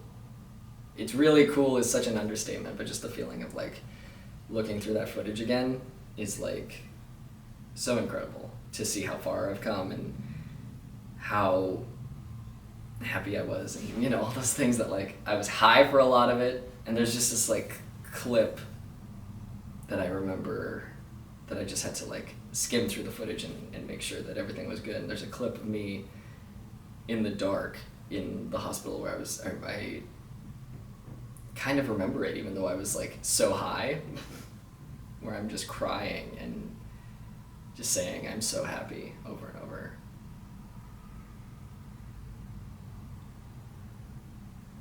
I have such a blessed life, and I don't take advantage of it for even a minute. Last night I got some very nice messages from, I appreciate messages from anyone. It's really great that I can be a role model for people and stuff, even though I don't think of myself as a role model. I'm just kind of just doing whatever I'm fucking doing. But especially when like cis men contact me and they say that they're grateful for me and that I helped them become a better man. I'm just feeling really grateful. Thank you for being here with me. What's my next note? I can't wait to run. Yeah, just being able to go for a run is just going to be such a blessing. I miss running. I was talking with Andrew in the diner just now about how we're both playing video games that we played as kids now, as an adult. He's getting back into Call of Duty lately, and I was telling him how I'm getting back into Halo. And how different we are as people. It's so cool to like experience a video game as a teenager, and now you're coming back to it as an adult, and there's this knowledge that's unlocking in your brain where you're like, oh, I know the name for the warthog, and I know what a needler is, and I didn't know that I knew these things, but you just experienced them years ago, and now you get to experience them as an adult with all of this previous knowledge. And it's the same thing with running, where cross country was such a big part of my life. I was varsity cross country from 7th grade until senior year of high school, and I hated running, but I loved the endorphins. I loved the sport of it. I loved my teammates, but there was always something holding me back, and now I know it's that like, I hated my body, of course. I didn't like using it for physical activity. And going for a run last year before surgery was such a blissful event. I can't describe it. Just being able to run in your real body is like fucking, because it's this thing. It's this thing that you know how to do, that you did for a long time, and you stopped doing because you were too uncomfortable. And right now I can't really run because of the fistula, because it causes me pain. And wow, I have less than 24 hours left having to deal with this fistula. That's incredible. I'm not looking forward to the IV. I realized that's the only thing I'm not looking forward to is, wow, the last 2 surgeries, they really have been having a hard time trying to jam an IV in my veins. Once I get past that, we're good. And it's so I don't know if I should say this. It's kind of like when you're getting a dick in your ass, where you're like, okay, this is gonna hurt for a bit, but it's gonna feel real good afterwards. That's what the IV is gonna be, because it's gonna hurt while they're jamming this fucking thing in my arm. But once they get it in me, that's when the cool drugs get into my system. That's when morphine or whatever the hell they're gonna put in me. So you just gotta get past it. You just gotta get past the you gotta let your arm get used to the size of the penis, as they say. So the hospital called last week, and we went over my medications and stuff, and the time for my surgery had changed. And flash forwarding to now, I was in the car just now, and my surgery time went back to normal. So before it was at, I was supposed to get there at 11 a.m., my surgery was going to start around 1. Well, actually, they didn't tell me that my surgery time had changed. She had called and went over my medications. She was like, yes, your surgery is going to start at 10 a.m., right? And I was like, oh, I was told that I should arrive at the hospital at 11. And she was like, I see what happened. Sometimes, you were in slot number 3 for surgery that morning, and then if one of them cancels, then everyone else gets moved up. So that's what happened with that. But flashing forward, it just went back to normal. And she told me that they are back to COVID procedures because the numbers are going up. So I'm gonna have to wear a mask. And I was like, no, honestly, that's great. I'm glad. She was like, I'm sorry about that, but I'm like, no. I want to stay safe. And I'm honestly, I was a little nervous about the fact that I don't have to pass a COVID test in order to get surgery. So this is great. And she was like, yeah, it's honestly, you're the one getting surgery, so just keep yourself safe, and that's all you can do. And then a few days later, I had my pre-op call on Friday, and I took notes because there was a lot of stuff. I wish there was a silent keyboard. I wish there was a silent way, because I'm talking to him over the phone, and I'm nervous that he's gonna hear my click clacking. So he just checked over everything that was going to be done, because he wanted to make sure our ideas of what he's going to do to me are matching up. The glandsplasty, the balls, the everything. He's also going to be putting some steroid in some of my bigger arm scars. We talked about the Optilume a little bit, and it's, on one hand, it's really good, he says, because it takes a few minutes, there's no incision, it works really well on cis men, but we don't know how well it's going to work on a trans man. And then he also prescribed me my pain meds and my antibiotics. I start antibiotics 3 days before the surgery, and I will continue them for, I think, 10 days afterwards. And 48 hours after surgery, I can start taking Motrin. I also told him about the pain that I've been experiencing from the fistula, where I'm like, I don't think I ever had jock itch. I don't know if I ever did, because I figured out that it's from the fistula. So once that gets fixed, should be good. I asked him about the scrotum and the T-dick, like if they come with the lift. I was having trouble visualizing. And he was like, yep, the whole thing just comes with it. I'm like, wow, surgery is incredible. And he was like, yeah, no, if I can show you it with my hands, I can show you, I can do it with surgery. So like, I will lift it for you and show you where I'm gonna put it on your body before we do surgery. I'm like, tight, all right. Oh, and I asked him about hiding the catheter scar, because I have a little scar from where the suprapubic catheter was. And I had heard from, I forget if it was a PA or a nurse or someone, that if I get a lift, he's able to hide it. And he was like, oh yeah, well, I can just remove it. And I was like, yeah, if you can, that'd be cool. And he's like, cool, yeah, I will check before we do surgery, and I'll be able to tell you if I can get rid of it. Which just boggles my mind. I'm really having trouble visualizing or understanding that you can just get rid of scars. Like, he just gets rid of it. Because in my head, if you remove a scar, then, are you just creating another scar because you're doing surgery? I don't know. I don't know how any of this works, but I'm grateful for it. You just take my penis and put it somewhere else in my body? That's great, wow. I asked him, because another thing, speaking of not being able to visualize things, I was wondering how I pee with the rod in, you know? And in that moment he was like, what? I think you have a misunderstanding of visualizing what's gonna happen. And I'm like, yeah, honestly, yeah. I felt like one of those dudes that doesn't know where the clit is, you know? Those things where like you show a cis man a picture of a vagina and you're like, where's the clit? And they keep poking like at the pee hole or something. I'm like, how am I gonna pee with the rod in? They don't even interact. So it's basically like, it's going in a space between the urethra and like skin. It's like a hot dog tube where you push a tube through a hot dog, you put a straw through the hot dog. Basically, they're not gonna mess with the outside or the urethra.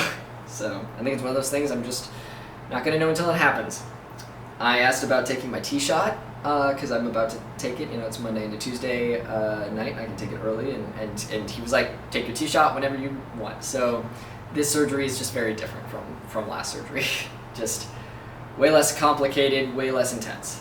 Which makes sense, because stage 1 phalloplasty is the most intense, lots of doctors involved surgery that one can get. So of course anything I get after that is going to be a fucking cakewalk. I asked how long until I can work out, and he said, you know, it's earlier than if I had been getting the inflatable. You know, I'm getting the rod rather than the pump. And he said, just treat it like an injury. You know, start slow, start low. You know, you're a couple of weeks off is what he said. And I asked when I can fly after surgery, you know, because I was thinking about like airplanes and stuff. And he said 5 minutes after surgery. Like you can fly 5 minutes after surgery. I was like, tight, all right. So a couple days before I left for Austin, he texted me and was like, hey, I want to do a urine test on you, a flow test. When are you getting into town?